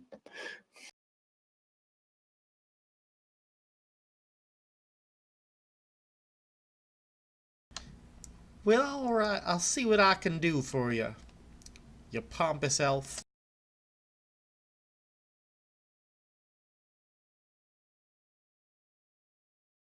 Alright. So, mage tech items that they have here. They've got a set of armor with extra thickness and protection. But the interesting thing about it is that the helmet itself has a spring set up in it and fangs along basically the bottom and the top. And it extends out into like a dragon's face. And there is a button on it that if you press it, it springs it forward with enough force that it can bite, doing 1d4 damage. Basically, you can do that once as a bonus action. So it works kind of like the hungry bite for lizard folk. That's cool. Hungry jaws. That's it. Yeah. Solanthus kind of chuckles. Can you imagine a foe's surprise when the helmet comes to eat them? It looks like an interesting piece. Dear, how much? That's worth about a 15-minute tale. A 15-minute tale?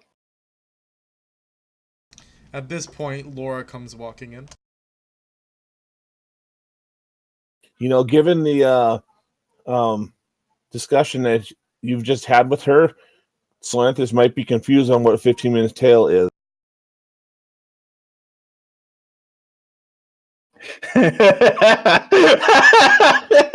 Oh, God. But for purposes of the log, we're talking a story, correct? Yes. Thank you.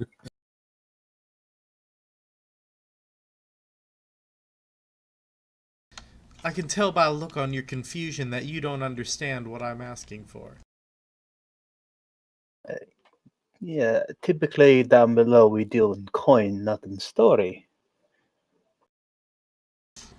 Well, you know, some of the older dragons, they sometimes still will deal in coin because they still love those beds made of it. But a lot of us younger ones, and half-dragons and whatnot, really prefer the currency that powers our own magic. Do tell. Why, dragon souls are made up of incredible magical energy. A dragon can use their soul as a source to call all kinds of cosmic forces to them. That soul, though, and that connection to the cosmic force comes from the powers of dreams and stories, though. Why do you think there's so many fairy tales about dragons? Realization dawns on Solanthus' face. Like, that's outstanding. It is very outstanding. Yes, our elders long ago were very keen on making sure that we could be able to tap into this source of magic when we needed to. But the traditions fell out of style as dragons became more segregated, started taking up places in different caves, and then once Finis was involved, the dragons completely lost due to the fact that they lost their ways. They forgot that in the beginning when Finis rose up, it was only their dragon magic that managed to seal him away the first time.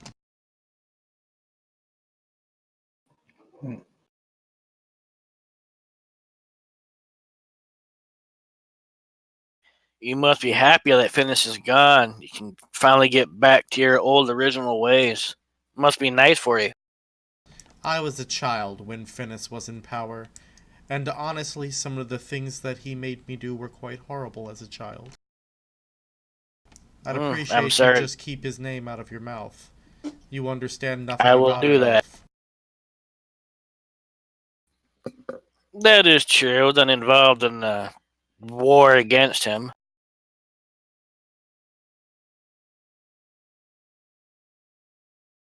And I meant no disrespect. And I give a slight bow.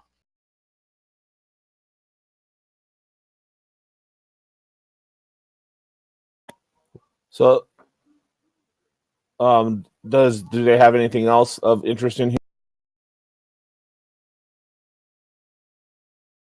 There is a pair of gloves that have little have a slot for vials to be put inside of them.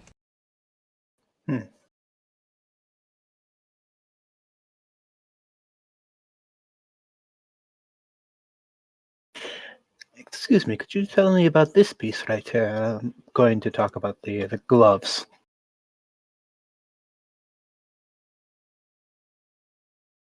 Let's see. Little dragons are called worms, right?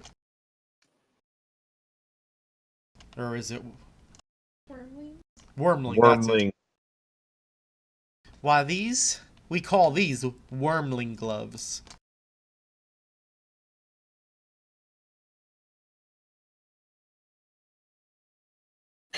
Do enlighten me. What does that exactly mean?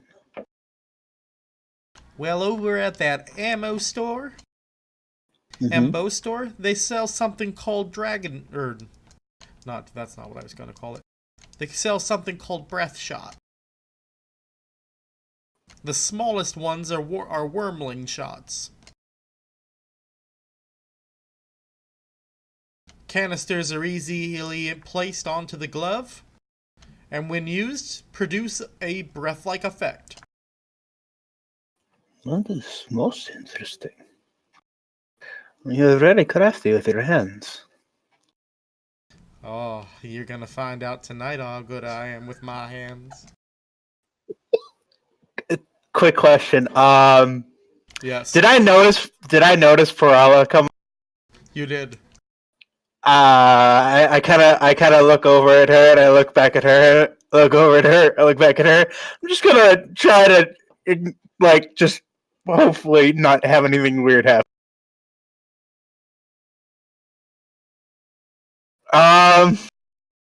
Okay. I just kind of like shake my head a little bit, like a slight shake of the head just to you.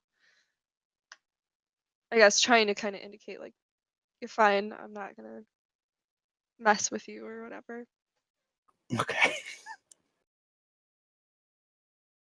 Now here's another interesting one. She shows you a suit.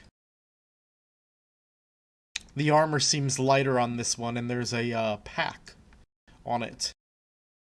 A pack? Yeah. She then presses a button. As she does, dragon-like wings pop out of it. A flight suit. Yes, indeed. And it provides decent protection. I know that Dragonborn, unfortunately, don't have the pleasure of being able to swoop over villages using their breath. So I thought of this idea so that they could enjoy that sensation. It's just like being a real dragon.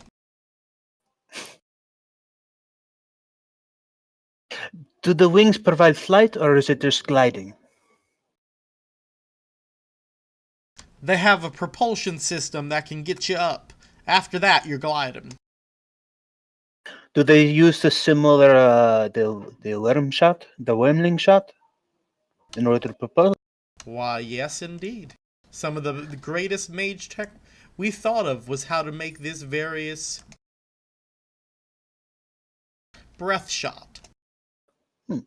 And how to utilize it to its full advantage.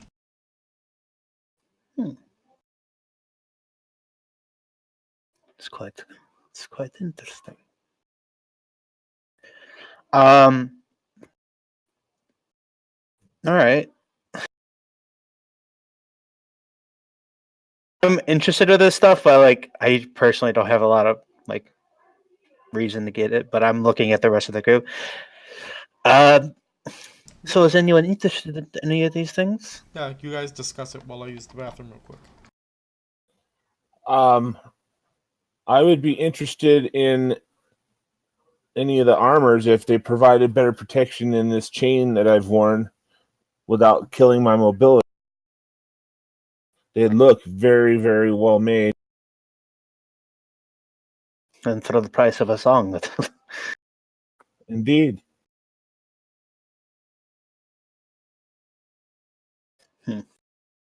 Parala, anything of interest to you? She stepped away. Then Adram? Did he step away as well? I don't know. God damn it, Gabby. I'm still here. Just been listening to you guys talk. Then my character didn't interrupt or anything because he didn't figure it was right. So he was going to listen. He already almost insulted her once, so I figured he'd be quiet and not insult again as well. Well, no, I mean, my character asked you if you were interested in anything. Oh, I just kind of looking at the armor for. I don't want any particular armor maybe jump out at him or anything. Or like medium armor. He doesn't know much about like dragon armor like that. He wouldn't know which would be good armor for him. Yeah, Finn has to give us what the AR rating would be. And the type? Yeah, and whether it affects us. You know, the first set of armor that we looked at was extra thick with the dragon face biter. Yeah, I only extra thick could do my character. He has to move pretty good, be able to draw that bow back and stuff. So he needs something for a little nimble, easy to be able to use his bow and stuff. So thick and heavy, I don't think it'd work for him. Although the gloves are interesting. So that's for potions. Yeah, I do remember that. That's for the breath shots. It would be nice to have a hidden weapon like that, especially if dealing with anti-magic. Indeed. Yeah. It is. I'm very much considering getting that one. If Erla knows the items wasn't really any other item of note, then he probably just kind of looking around. I mean, he knows people can be eyeballing the gloves, so he'll keep back in case they want them. And as far as the wings, I prefer to stay on the ground. I'm comfortable flying if need be. I'm not afraid of heights or anything like that. I think the issue would be maintaining the fuel requirements, considering I don't know anywhere else that sells this. Indeed. And it's, if I understood it right, it'll push you into the air, but after that, you have to know how to glide, and it's the landing part that kind of concerns me. Yeah. You got a point there. You can't glide for nothing. You can have one hell of a land. I don't really need to worry about flight personally.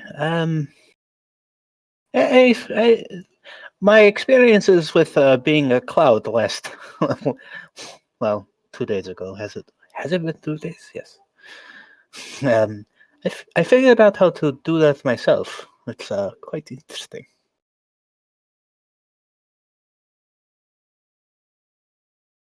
Oh, you fly? She spreads her wings some. We could fly together, baby. Unfortunately, you would be flying next to a cloud. So You know, madam, eagles, when they go to mate, fall down towards the sky. she's pushing. I can feel it. All right.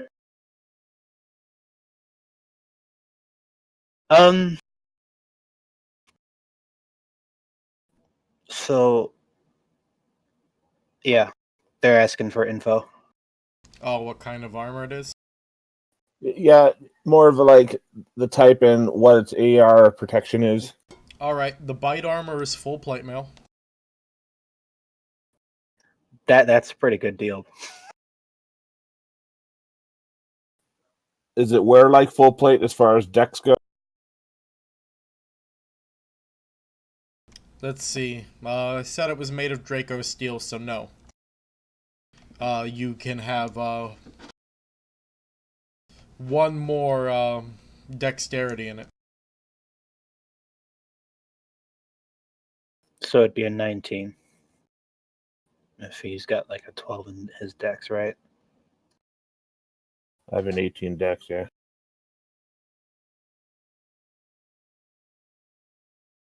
Wait, what's your strength at? 18. God damn. I am a paladin.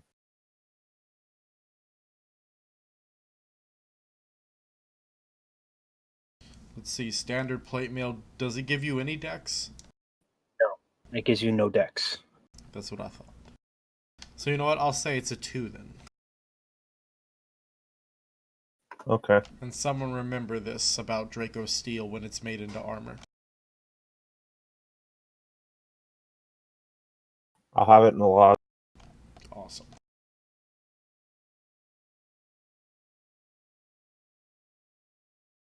And it's extra mail I was wearing. I kind of forgot there for a minute.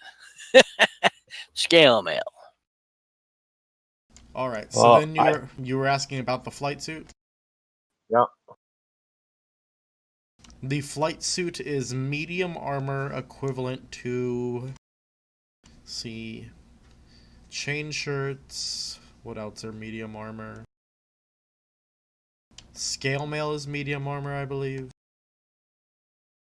Scale is medium.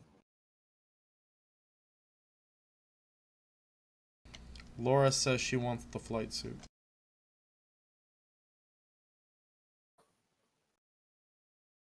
I'm interested in the first set, so I could tell a 15-minute story.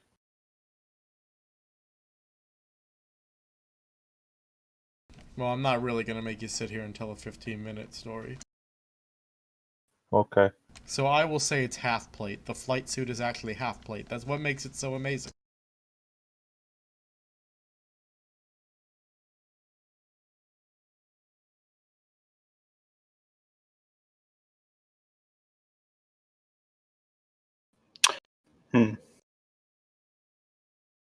But alright, so you'd like to trade a 15-minute story. Give me the gist of what your story is supposed to be about.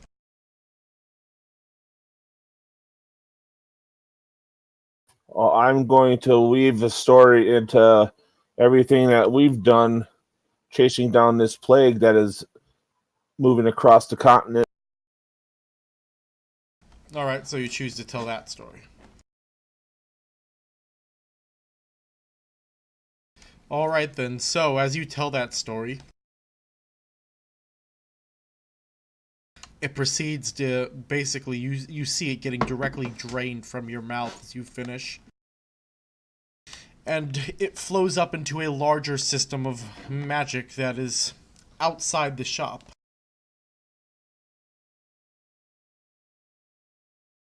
And specifically, just so you guys understand how this works, his story is being recorded in their currency system. His story can no longer be traded for any goods here. The same story could possibly be traded if told in a different way, because stories often are told from different viewpoints by different people. But the point is, his exact story right here, right now, for 15 minutes, no one else can replicate that, and he can no longer trade that for anything. Interesting.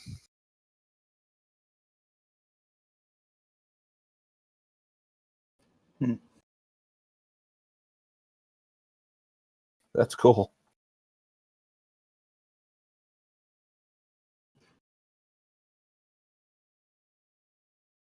Next. And for harder vendors, ones that aren't in love with Kyle, I may also make you roll a performance roll to see if you tell a story of enough value that they'll take it. Okay. But because she's enamored with Kyle, she's willing to take any story as long as it meets the requirements.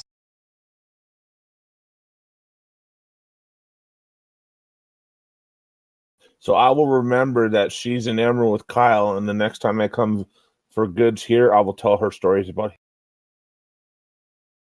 That depends on how the night goes.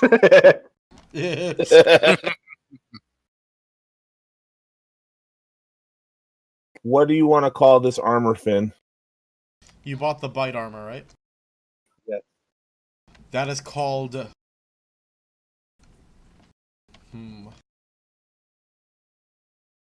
That is called the Dragon Jaws of Life set.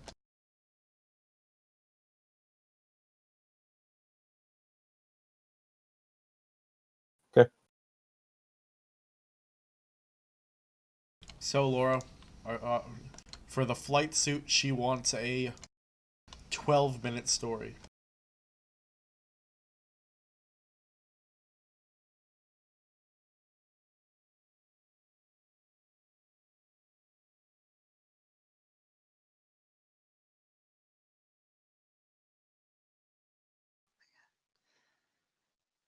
Does it have to be like a story that I make up though, or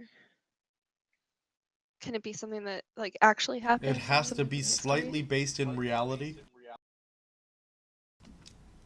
Either that or an incredible fairy tale. That people will at least believe is based in reality. So that it adds to the dreams, it adds to the stories.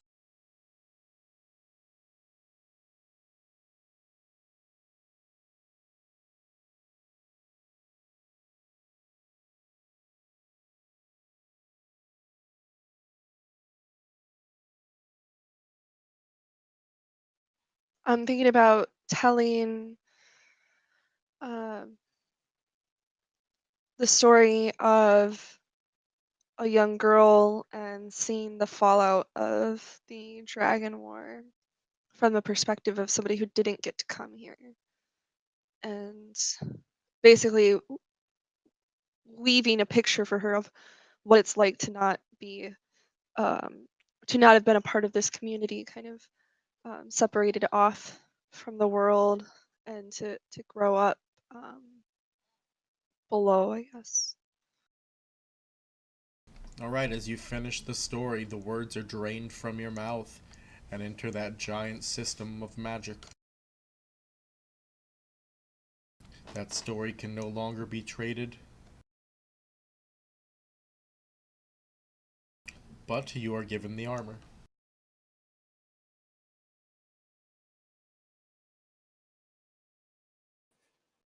Cappy, you wanted anything?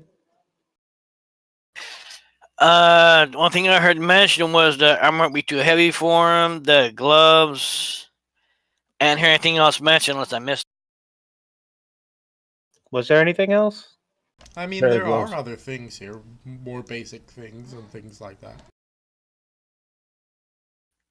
No, You I were think I'm shown good some of armor. the prime mage tech items here. I'm not a mage. I don't know if I have much use for mage tech. I think I'm good armor wise for now. Okay.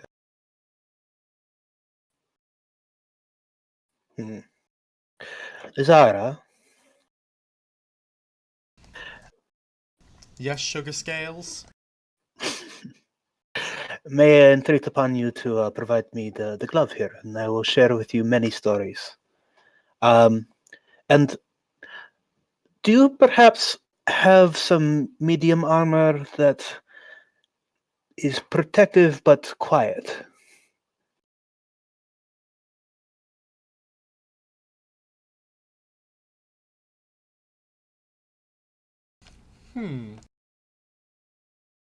I may have just the thing.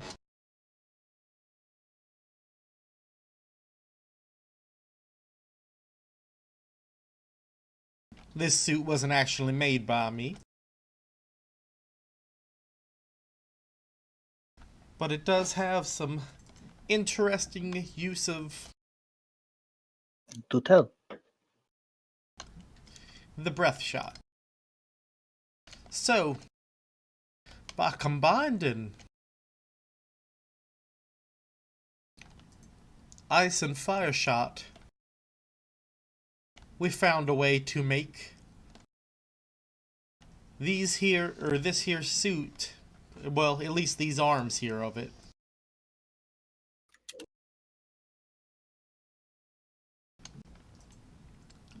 into mist, giving somebody something that they can hide in. And it's made from an ultralight form of Draco steel. It's the way they make it, you see. Once it's become Draco steel, then they have a great wyvern red dragon blow on it, no matter what the type, because their breaths can melt essentially anything. And once it's been melted, they smooth it out, and smooth it out until you have the thinnest sheet of Draco steel. And then they plate it.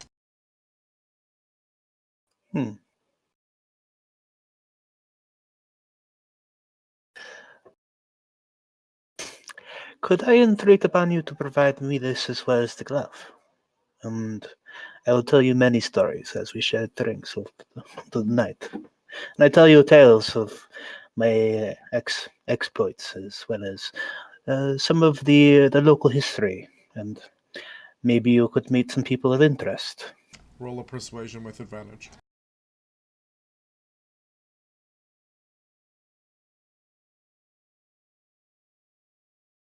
Oh wait, why did I? It did Well, not I mean, add. just keep the 18. Uh that would have been a plus 7, so yeah, 25.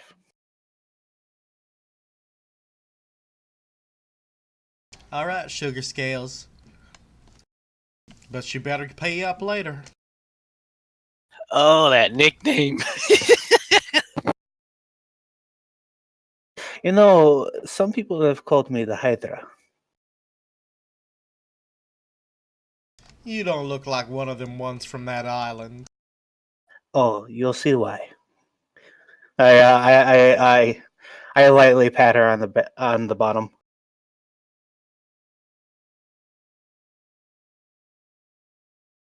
Alright. So, she joins you guys as you continue your shopping since she's coming to the festival.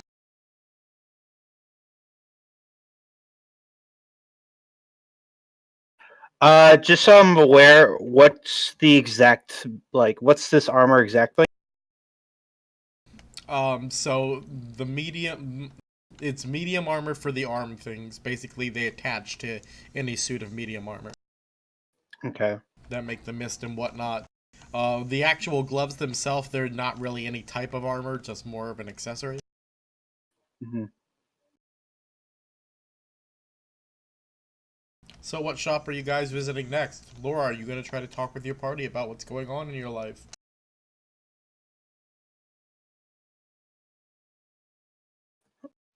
Not in the middle of the market. Oh, right, but I only have 3 hours. All right. I may venture to the weapon one just to look around. I don't know if I'm going to buy anything. I got a couple of good bows. Although, if I see something good to replace my plain bow with, I might replace that, but it depends on what I see. So Cappy goes to the weapon shop instead of the shop that has ammo and ranged weapons. And I thought I was going to the one that had like the ranged weapons and the ammo or whatnot. Oh, you I said it have was that. weapon shop. I thought that's what that was. Yeah, that's where I would go to. You're going to Jarkles? I figured the weapon shop had all of it together in one shop. I didn't realize there were multiple or different kinds of weapon shops. Jarkles is ammunition and bows. Lazar's armor is, I'm sorry, Duracosis is finer. Yeah, I go to Jericho's for the ammo and bows. So, once again, you go to the wrong shop. I think you said Jericho's and the ammo and bows. I got the name wrong. Jarkles is the ammo and bow, isn't it? He said Yep. Derico's. No, I think said- it's a jerk. Oh, then I I said misheard Jark. him. Alright, so yeah, you go to Jarkles. Laura, what were you about to say? There we go. I hate to interrupt. I know you guys are just getting to experience the market, but do you think sometime in the next, I don't know, couple hours, you could spare me 20 minutes or so? You have my attention right now. Indeed. I'd Um, like to be somewhere a little more private, though, not in the middle of the marketplace. I look over towards Lazara. She's a very good friend. Would you spare me a moment to speak with her about what's going on? Of course, Sugar Scales. I'll be thinking about you. She takes a shot. I'm the classiest Sugar woman.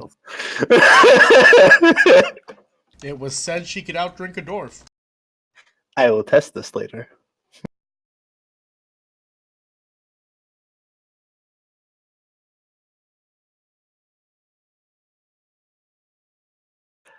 So Svadra walks off with Parala. Is anyone else going, or is it just me and her? I'll go. I'm at the shop, so. I'll go. Well, I tried to stop you before you went. Oh, Like, basically, as you were about to head out, I asked if at some point in the next couple hours you could spare time, and they basically said, we'll do it now. oh, well, yeah, that'd go now then. I thought you guys started talking after the time, so I must have missed you. So you did it before I left. Alright, so she leads you over to a tavern.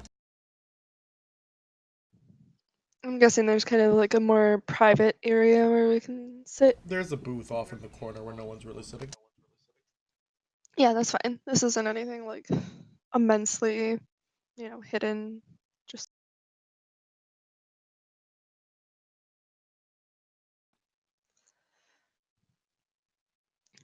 so once you all settle in,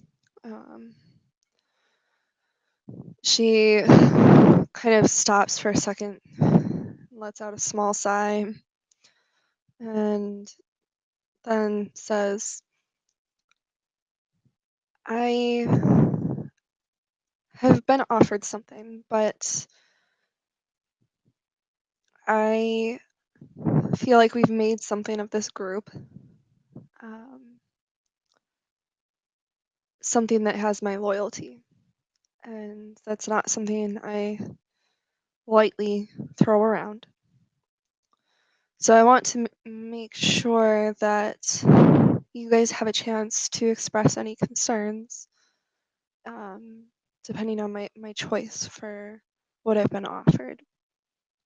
I don't want you to ever have a concern about where my loyalties lie and my commitment to what we're trying to do here.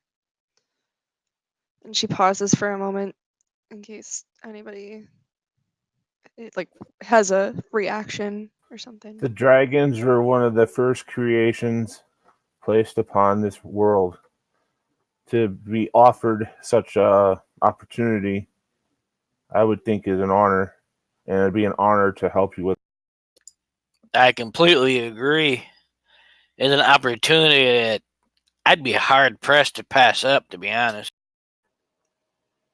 My only I question haven't actually told any of you what the opportunity is. Oh, yeah, I was about to actually ask that.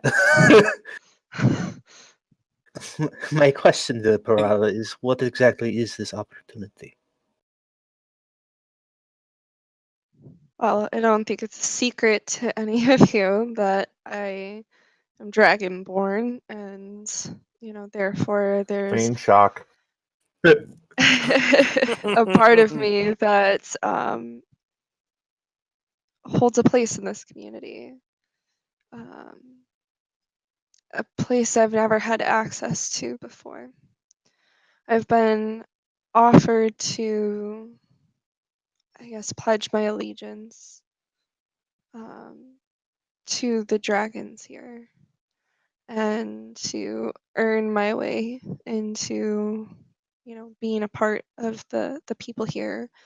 And that would give me the opportunity to train with some master scholars and learn things I don't think I've ever even been able to dream of. Obviously, this is, a serious commitment, and there are many different perspectives here at this table. So I always welcome your opinions if you feel strongly about anything, but obviously this is also a great commitment, and like I said previously, I hold a great deal of loyalty for this group. We've already been through experiences that I never could have imagined until recent history. Been So, through a lot. Oh, go ahead.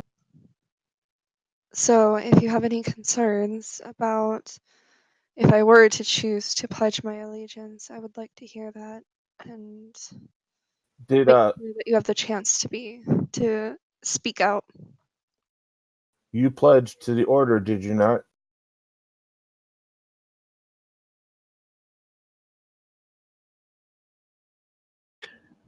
Yeah, I I'm kind of looking at Yidram right now as Torrin says. I am actually wondering about We are that. more of a guild system. This sounds like herself pledging herself to a city, no different than when she was pledged to Grey Dog Guard and we took her. Indeed. I'm all supportive. And Yes, I believe it's something more akin to almost citizenship, if you will. will you still be able to travel with us and help us out?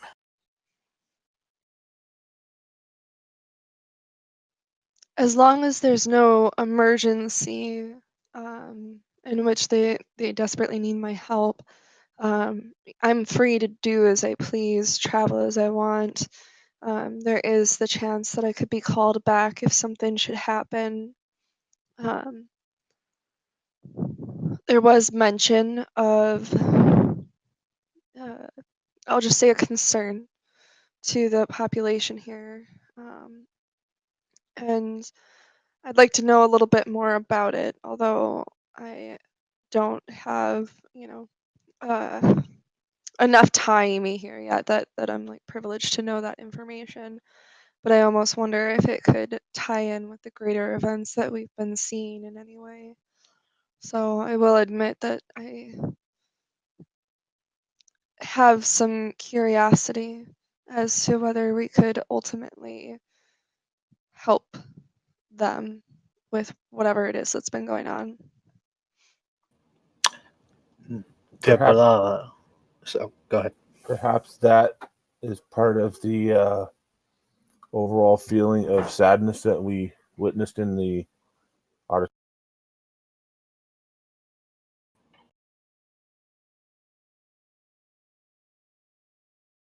In the what?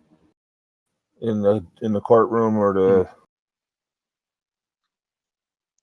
It's possible. I honestly don't really know anything much beyond what I've said to you. I certainly don't know enough to know if that would explain it.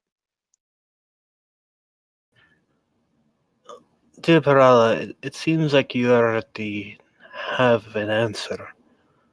But my question is, why would you really consult with us? I'm certain that anything that they could offer is not in any way contentious towards our goals. Can I make a quick insight before making my next statement? Sure. Okay. I would think she spoke to us of it out of respect for her friends and her companions. Okay. You pass. 20. Okay. Could you give me some insight as to why you felt the need to ask us?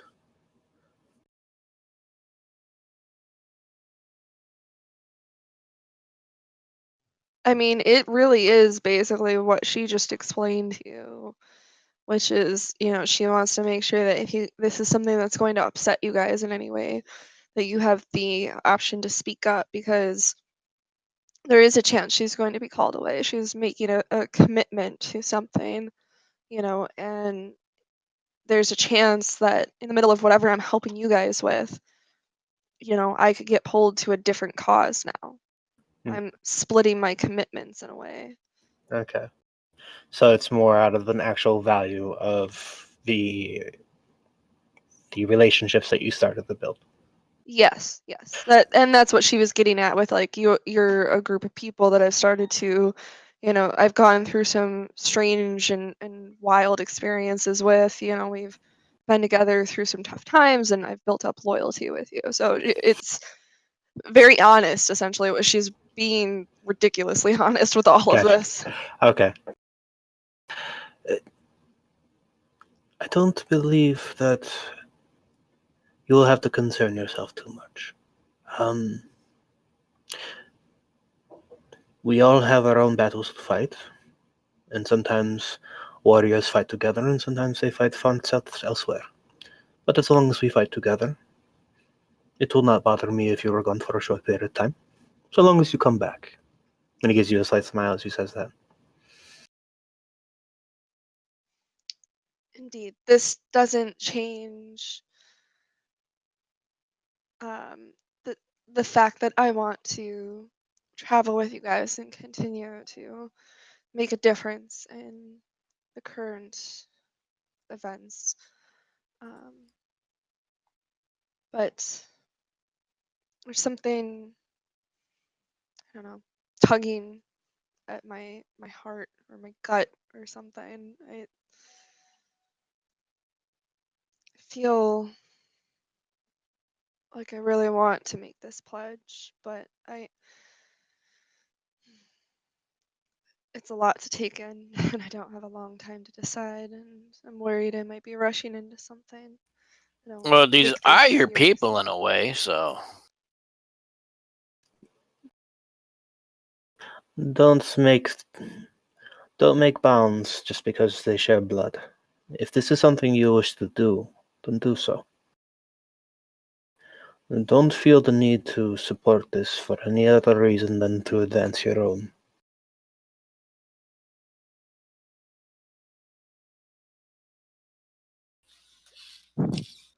I really appreciate that. You really are a good group.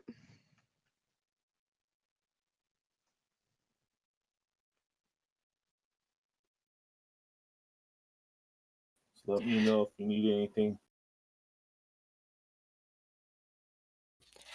I also think that whatever they teach you, which is bound to be amazing, could be a great help with us as well. I mean, like I said, I don't know what they could teach you, but being as dragons and they're ancient and know a lot of stuff, it'd be some very cool stuff. Very cool, very handy. Well, I will warn you, I haven't grown up with them, so it's going to be a bit of a different experience than the typical dragonborn going through the schooling that they would here from a young age. So I do hope I'm going to become a lot more powerful, but I have my own, I don't know, obstacles to overcome. As long as you maintain your focus and try your best, I don't foresee any problem. I will have to admit I'm a little bit jealous that you are actually welcome at the school. And I'm certain you're smart enough, and if you need assistance with figuring things out, I can try if they'll allow me. I don't know what the rules are around that yet, but I'll take you up on it if I can. Just don't take any eggs. Yes. As soon as you say that, no eggs, no eggs.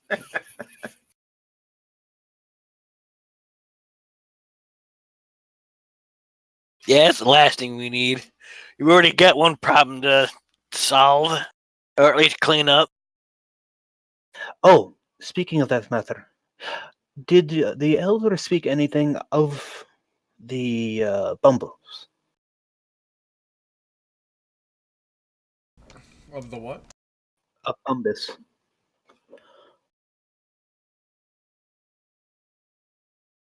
Was he at all interested in finding out what is going on with him? Were there any other stipulations for us leaving? He did not mention it, but I am to meet back with him within 3 hours, so there's a possibility he was reserving the conversation until I had made my decision. It may affect how much he's willing to tell us or ask of us.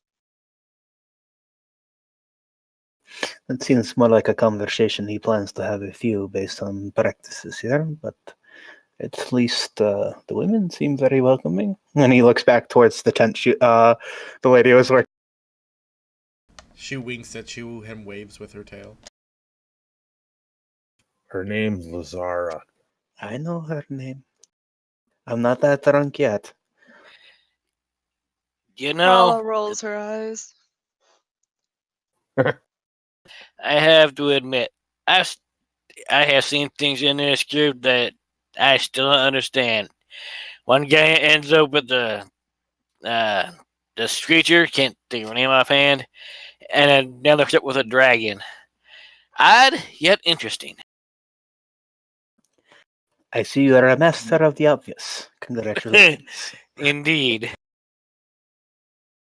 Well, I don't know. We might be assuming too much since he obviously forgets to pick up his arrows after shooting.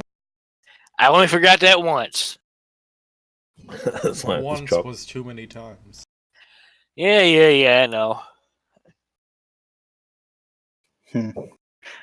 Well, Prala, if there's anything else you need of us for now, I think we will try to finish up our shopping as quickly as we can, so we could meet with your, I suppose this would now be your patron. Yes, you may want to meet with me privately before you guys join us, but we'll see. I do think it'd be a good idea for you to come with me at least, so that once we finish up any private conversation, you guys will be on hand for anything that he'd like to share with us as a group. Good idea. In the meantime, shall we go arm ourselves with what we can? Indeed. Yes, I think I'll shop with you for a little while before I return to him anyways. Or I think I'd rather shop with you for a little while before returning to him anyways, so that I have the chance to think over things and think of any questions I may have. Plus it'll be interesting to see your guys' reactions to everything here.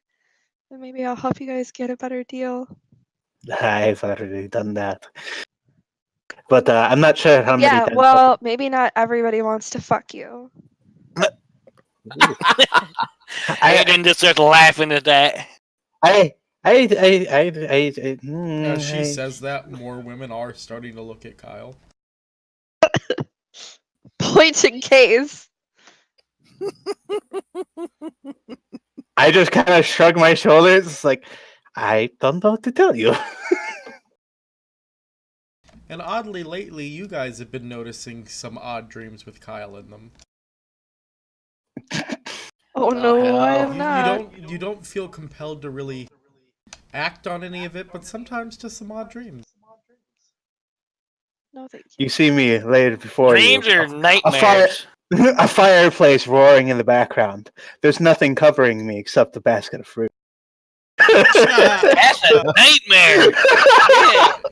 No wonder I have not been sleeping well. That's how it Shit. starts. But then after that, it goes back to your normal dream. It's kind of just like a commercial in your dream. Yeah, it's like one of those. It's like one of those fucking cologne commercials. Exactly.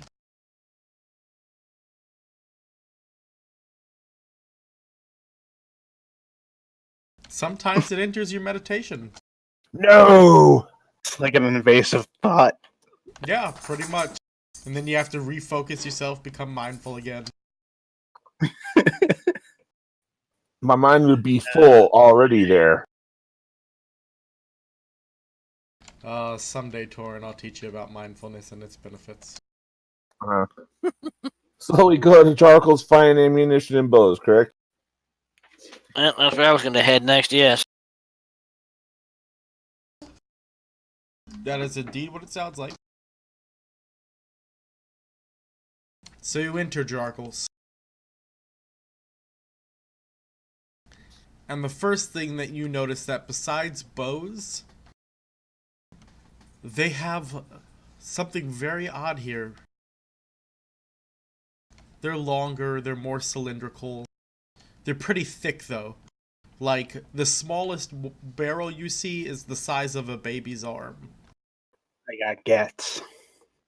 Damn. Bazookas. Sound like these bullets are made to shoot some serious distance. Or at Are they least definitely mortars? go for the target. This is not a bow, my friend. This is the next step in warfare. I mean, they do have bows and arrows, but you're right. This is the next step in warfare. Because I'm guessing that's what he was talking about when he was looking at the object, right, Cappy? I thought he was talking about that the wooden whatever part of the bow is thicker. I didn't know he was talking about something other than Because Most of them are literally labeled by size of cannon. damn. Oh, So the are they smallest on one, the wheels? one that I said is like the size of a baby's arm. That is the smallest shot cannon. It only loads wormling fire.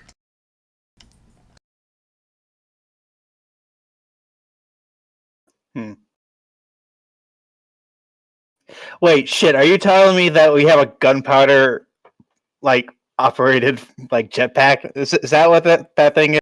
Nope, doesn't work quite like that. Okay, I was about to say you might want to throw that off.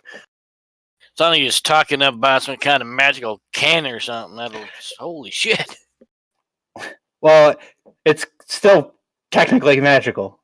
It's Yeah. mage tech. Okay, so we got various sizes of cannons, starting with Wormling on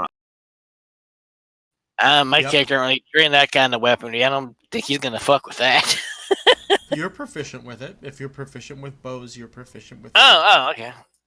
Yeah, because this is kind of the Renaissance, so he'd have some inkling as Yeah. to fire a weapon, like. He Right? is able Well, to yeah, but pick up how- the cons.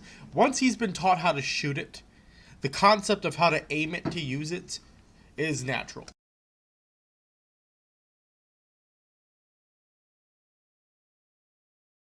Basically, once you teach him, hey, pull the trigger, he knows how to aim because he knows how to use a bow.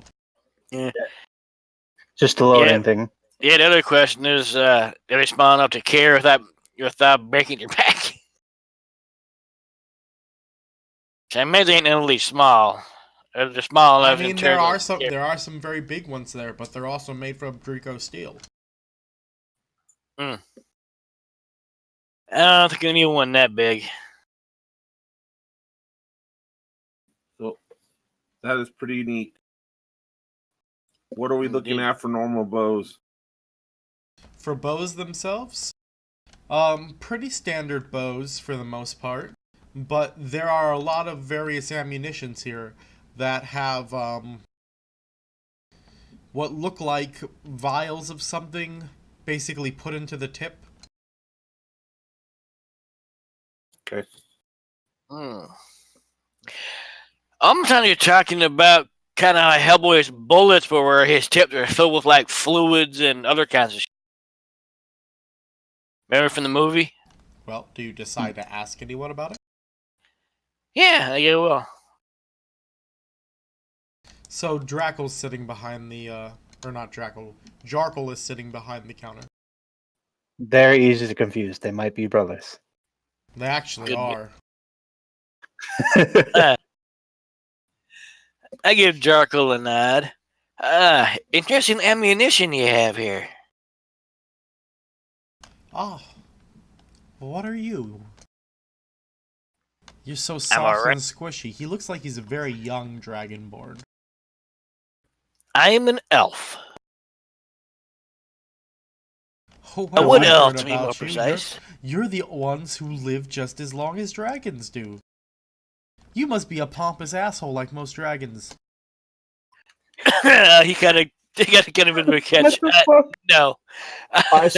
I was called a pompous ass by the vendor next door. My friend, you are a pompous ass. I am But still, anything but pompous. And I consider myself as such. Well, I mean, when you get to just live forever timelessly. What is this guy's race? He's a dragonborn.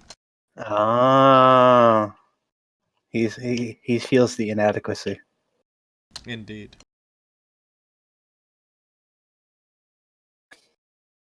Okay. So, what kind of tips are on the arrows? I don't. You want to know what my tips are made out of? Indeed, Sure. sir. Broken dreams. They're made of breath shot. Arrow hits, it goes boom with said breath shot. Outstanding. Hey, yeah, no kidding. How do you have acid breath shots? Of course we have acid breath shots.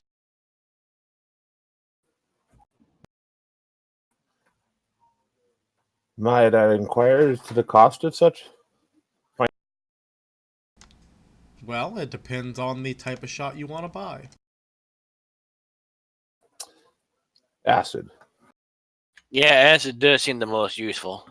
No, you don't seem to understand. There are different gradients of breath shot. Wormling shot, adult shot. Adult shot.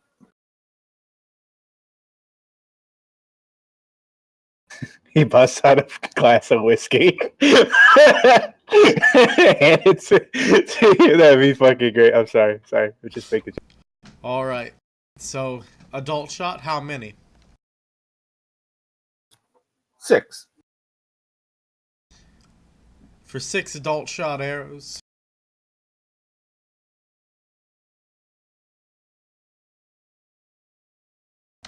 A 20-minute story. You're gonna need to roll a performance. Make it good. Me or him? Because I'm Okay. probably carrying the arrows. Well, he just tried to buy some, so him. Okay.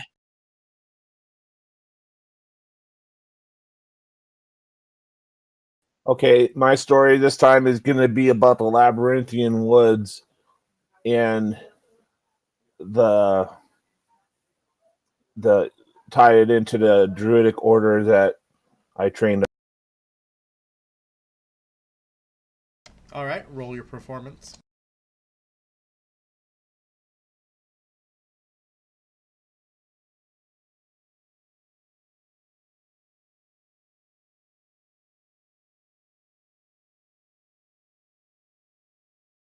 All right. That was a pretty good story. I'll take that as currency for him. I am glad that it entertained you. So what's the mech on the ammunition tip?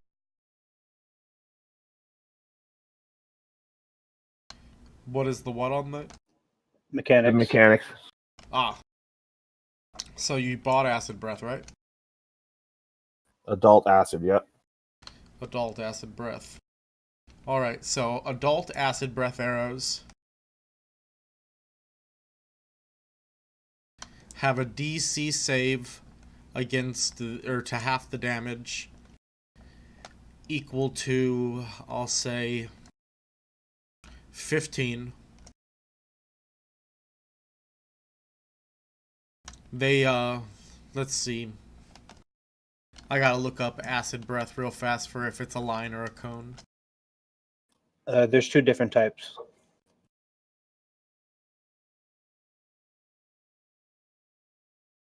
Oh, so it impacts and then generates the line or cone? Yes. Ooh.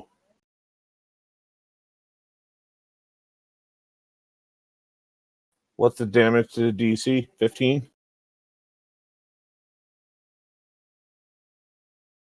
It's a line. So, adult is a 20-foot line, I'll say.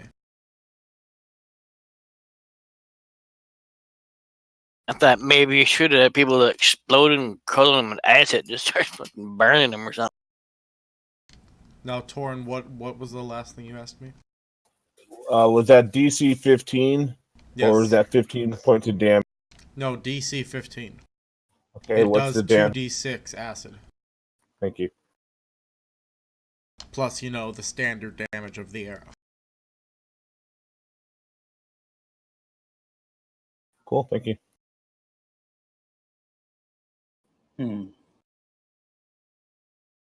So, what is the exact difference between the gradients of shot and can you give me like measurements for how far they can go? I lift up the gauntlets that I purchased. I received this in order to fire. Yeah. Well, I'll tell you first, those can only have wormling shot. Hmm. It's just a size thing. I can adjust form on the arrows, but for the gauntlets to work correctly, I just can't figure out a way to do that. Whoever What? made them was an incredible designer, but did not understand the size limitations so far on the craft of breath shot. So are these inoperable, or is there someone I could go speak to? Oh no, they work. Like I said, I can just only attach wyvern shot to them. Okay. Or sorry, wormling shot. Wormling. That's perfectly fine. How many do you have, and what types? I have all kinds of types. Dragons are more than willing to donate breath for these things.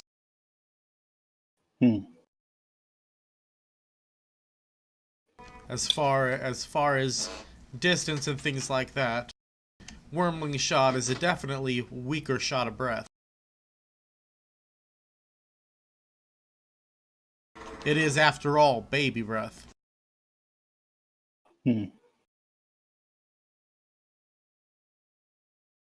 Perhaps I should have a mixture of some things then. What do you have in terms of do you have anything lightning based? And perhaps maybe something fire based as well. If you have cone for the fire, I would prefer.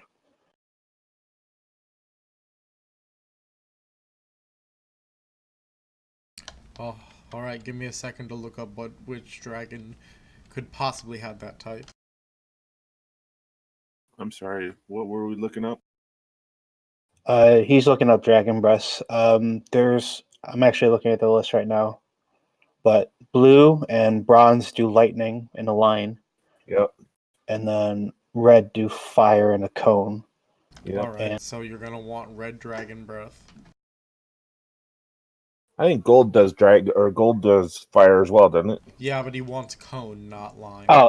Oh yeah, it's cone too. I guess you can't get. Oh, brass does it in the line. Ah. Okay, so gold or red you can get for that. Mm-hmm.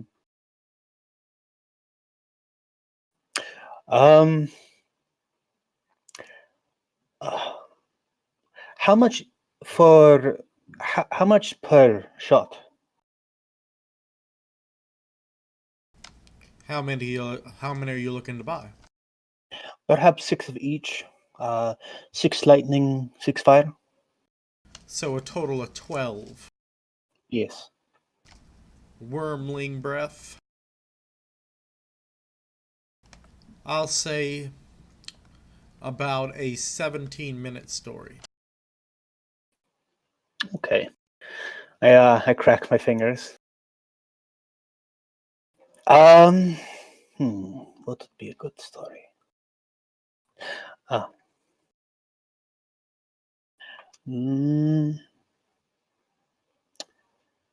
Wait, oh yes, I look back at the paladin. He already spoke of the hamlet.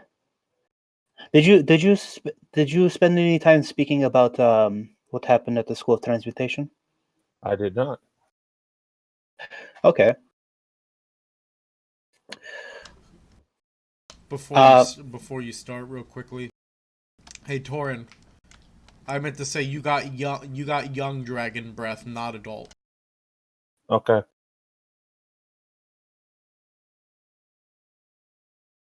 Sorry, had to clarify that as I was looking through dragon types.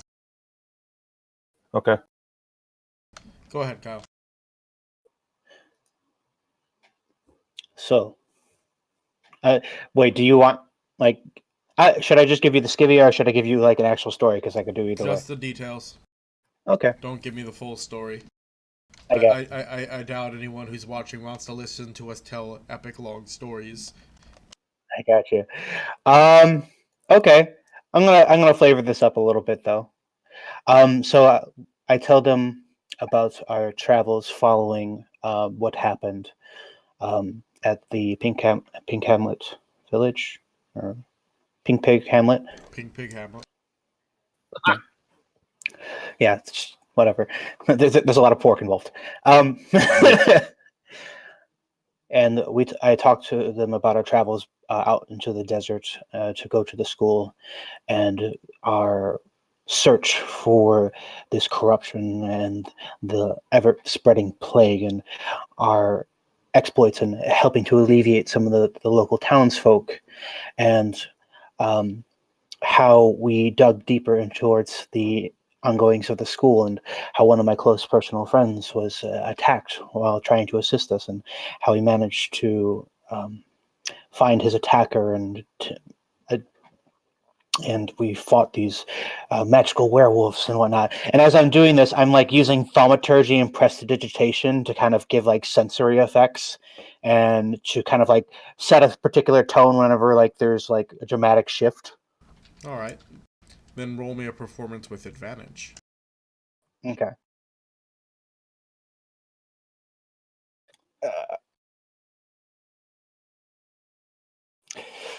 Charisma, don't fail me now. Yes. Indeed, you have succeeded.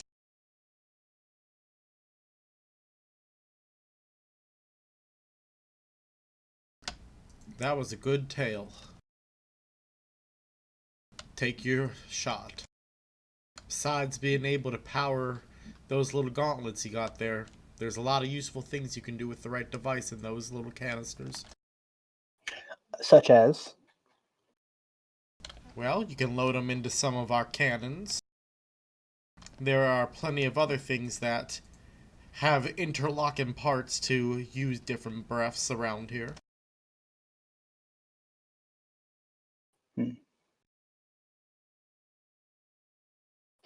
As he's kind of explaining, I'm starting to like try to figure out how to put these like little canisters onto the gauntlets.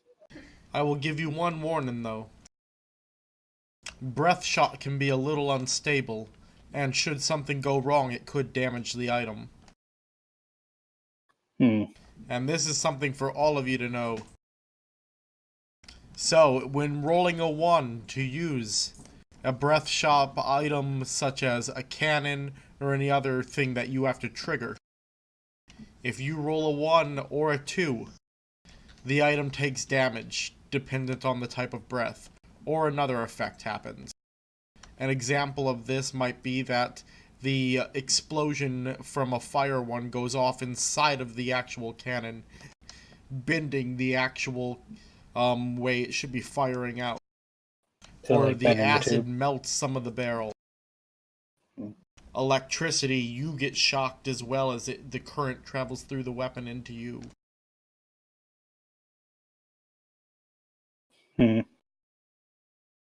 Okay. And how many shots can the gauntlets hold? 1 in each one of the gauntlets. Okay.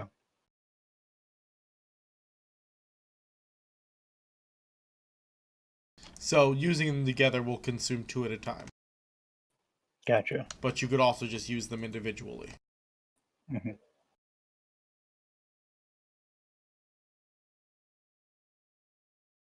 Okay. You are now a dragon breath bender. Oh, fucking. Did you see the thing that makes you a firebender? Laura showed me this video of it, but she won't Yeah, let me get one. I've seen it. I Okay. need it for home protection.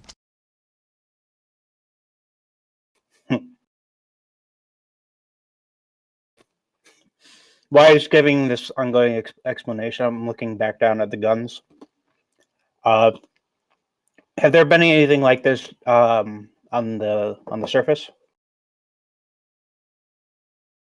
Like, are there like black powder based weaponry that's being developed at all?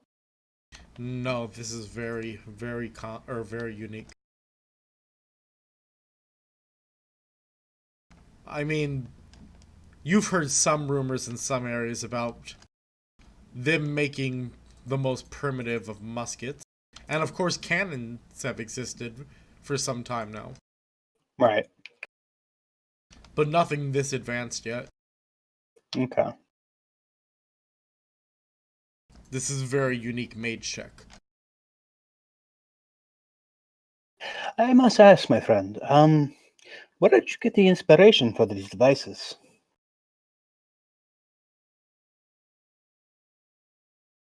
Well, I mean, my father taught me before he passed. But he told me that he learned how to do this by learning how to use existing mage tech from a mage and combining it with our own special types of magic. So this is not something that could, say, be readily replicated elsewhere. I'm afraid not, especially since this performing this form as it is considered a form of dragon magic. The container is the mage tech, but how I actually get it filled with breath, that's a whole different beast.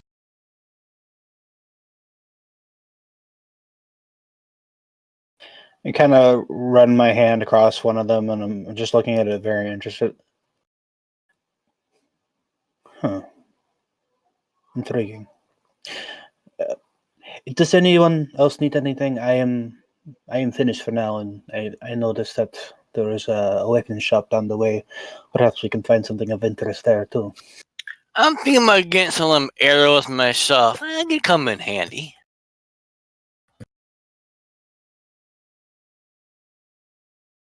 Just trying to decide which element would work best for me.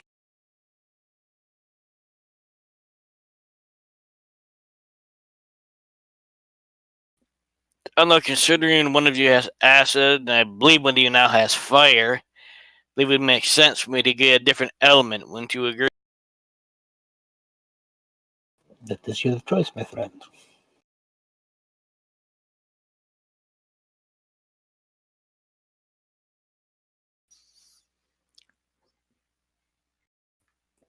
Perhaps lightning. Ones that would either... Lightning seems good. Either shock them or knock them completely silly. Either way, that would work. Although Dragon's Breath would do a little more and shock them, but still, depending on where we're fighting, that is the point.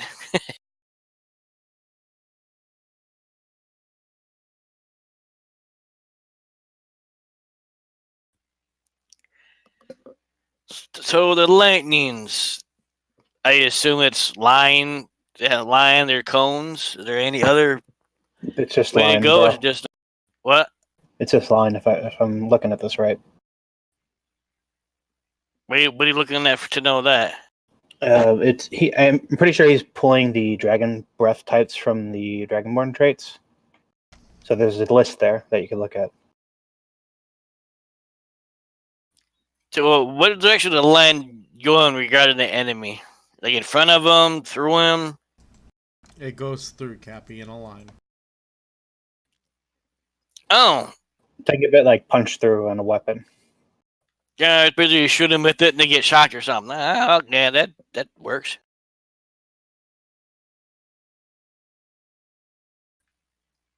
in the line.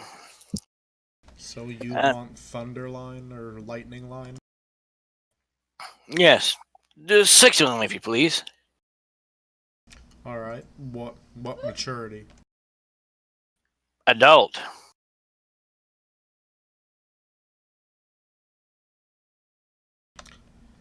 "40-minute story." Fuck. Okay. Should be interesting. Well, I could tell you the story of basically when I was young and the events that basically shaped my path. Things that put me on the path that I am on. Is there a stool anywhere nearby? Yeah, I might need that. There is. I go kick one up right and sit right next to him with like a wry smile, and I'm just like watching him. So do I gotta tell a little bit of it too? I take it. I need details. I don't need a full 40-minute story. There. No, I need 4 minutes. All right. Well, it's actually ready to get some of his background in, so I want to tell you guys. But anyway, when he was young, he hadn't really done any training yet. He had a friend he messed around with a whole lot. They got a bit of mischief. And one day they got into the only mischief that they could handle. They thought they could handle a band of roving orcs. Turned out it didn't go well. He was injured, and his friend got killed. And he's not only felt bad for that, but he felt bad that he couldn't save him. And he didn't want to be around anybody, wanted to be alone. So that was one of the reasons he decided to become a ranger, so he could isolate himself and be by himself. And over the years of training, he could, the training through the Dragon Wars and stuff, he could have gone back, but it is still heavy on his mind what happened in the past. He didn't feel he could. And eventually, after meeting with the druids, becoming friends with them, he accepted the invite to Grey Dog, which he felt by saying no would be a disservice to them. So he met with them, and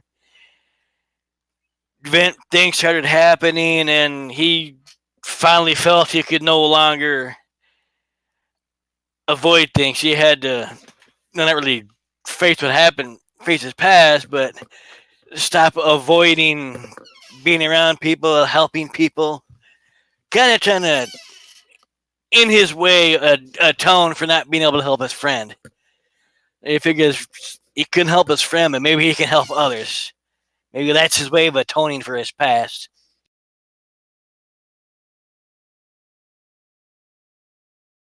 Roll a performance.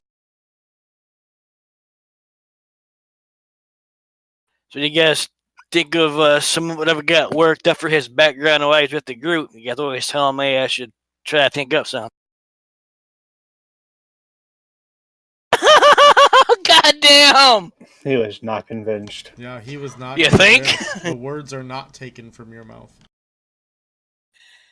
Your story has not been considered anything worthy of dream material. I don't think I started to tell right now. Damn, that roll fucking killed me. you were told you are uninspiring. That's depressing. It's all the monotoneness. No. I guess I'm not getting anything right now because I don't have any other story to tell. Indeed. Isn't it close to the 3-hour mark for Perella? Let's Yeah. see. Might be. 15 minutes before you got there, then another 12. Then another 20. 17 and a 20. And then a 40. We're not quite there then. It's but getting down. it's coming up. But I don't know if you saw my response. I thought we were all going to head back, and you guys were going to find a place to wait nearby for after we finish up our private conversation in case he wants to share something with you guys after our talk. But if not, I'll just head back on my own.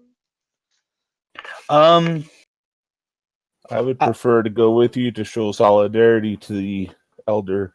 I agree. let's quickly peruse over at the weapons over there, and then maybe we should start heading out. Yes. Besides, it's already getting late into the event, and we have yet not even seen any of the nightly going on. All right. So, you head to the weapon shop. Almost every bladed item here, or so on, pretty much every weapon here, seems to have a hollowed out core and triggers on them. I knew. Motherfucker makes gun blades.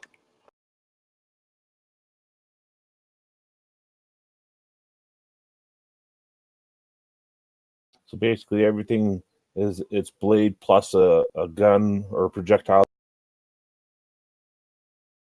You'll find out, won't you? Yeah.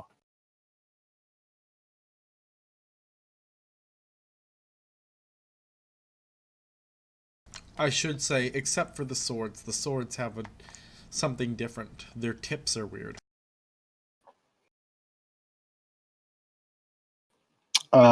Is it like a wasp knife or whatever?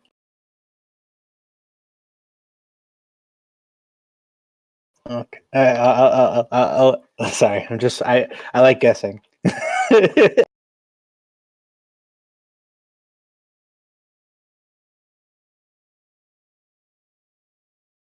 So who goes up? Well, since I use a sword, I'd probably go look at the swords.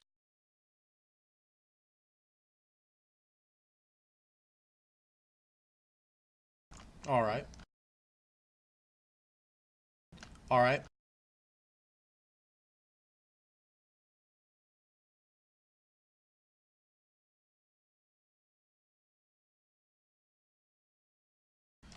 So, you're looking at the various swords. They have long swords, they have great swords, they have short swords. They got rapiers. All manner of swords. Did they have elven blades?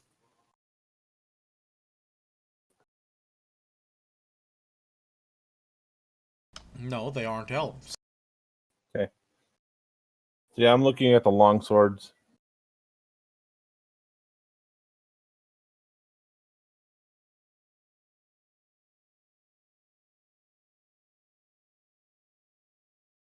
All right, you're looking at the long swords.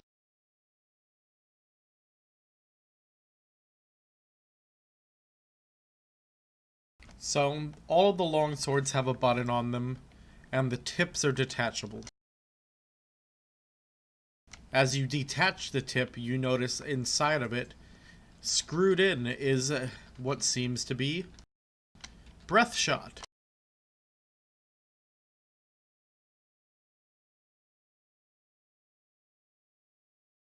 Is it storage or does it projectile out? You said it was screwed in? It can be projected up to 10 feet. So, basically equivalent to what a reach weapon could reach. That requires a standard action to do that. As a bonus action when you attack, though, you can choose to release it at close range.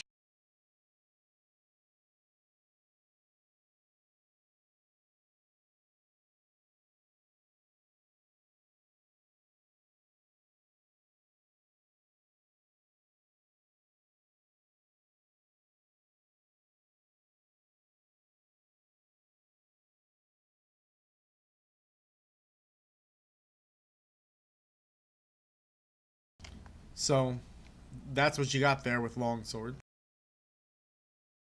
Similar with all the swords, really, that's how they work.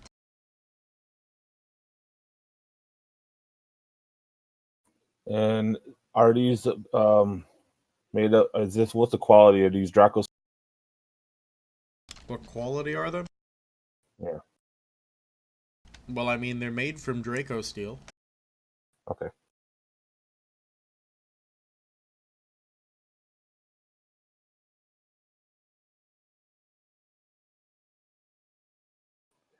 Well, if he's bubbling around with what he wants to get, I'm just more interested in looking for a dagger.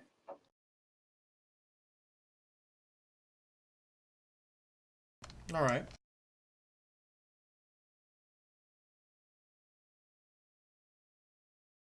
You don't see any dagger with any tech like that. They're just too small. I kind of figured. But having something made out of Draco still might have some properties associated with that. Indeed. Okay.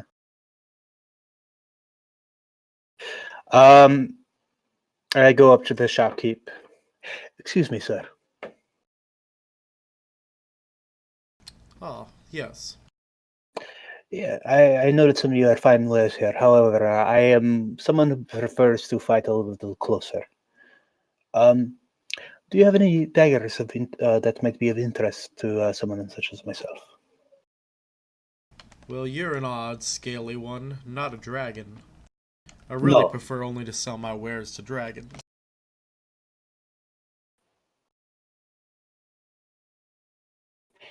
Yeah, my friend, if you wish to lose business, that is on you. However, I might be planning on coming up here more frequently, depending on how my friend decides to spend their time. I gesture over to Parala. So I was hoping to maybe just take a look at your wares and see if I could to continue patronage.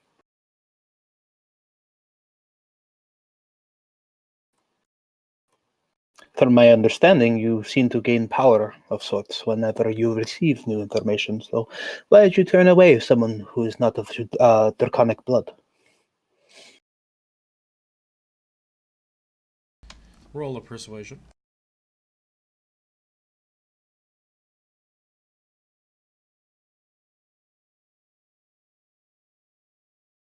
$20. Fine, fine. I'll do business with you.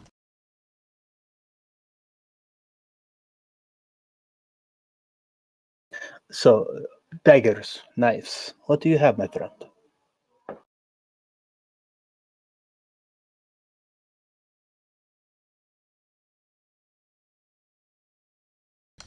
I have a dagger, or I have daggers. Made of Draco steel, but if you're really looking for something interesting to give you an edge up, I got an item you might be interested in. Do tell.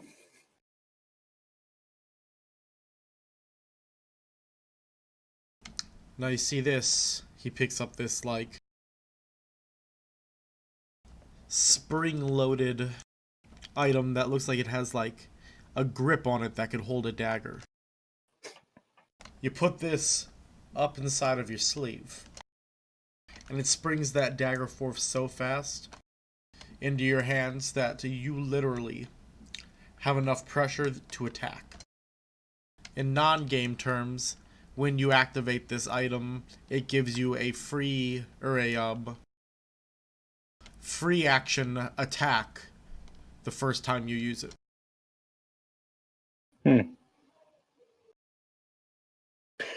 Would that just be a basic attack? Yes. Okay. That's still a nice little boost. It's a very interesting weapon, and having something hidden on your personage is always good. How much?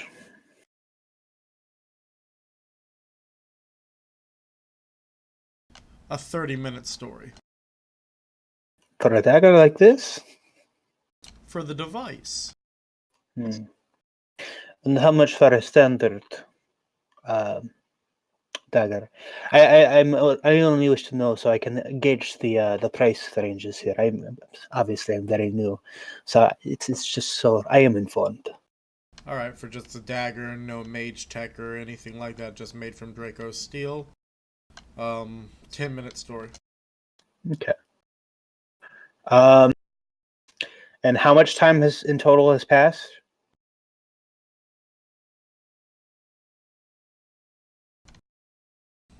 If you add 30 minutes, we're approaching, 2 hours and 40 minutes, I think. Shit. All right. Yeah. So if you guys are coming with, we gotta head out. Otherwise, I'm leaving. You could probably finish your story and still get back there at the end of the 3 hours.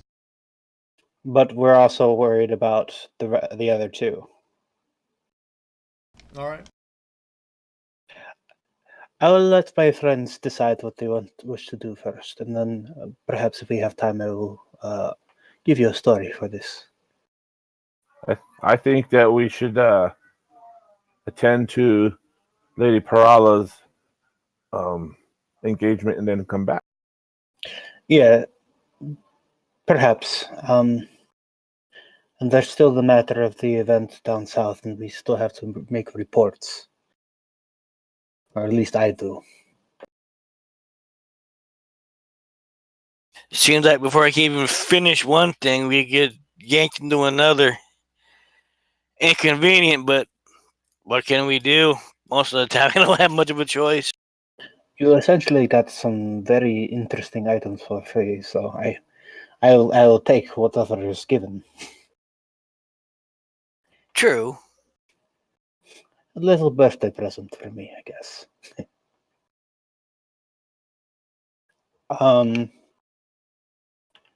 Well, if you wish to take care of matters now, I am ready to go, and we can come back and meet with our friend before we leave.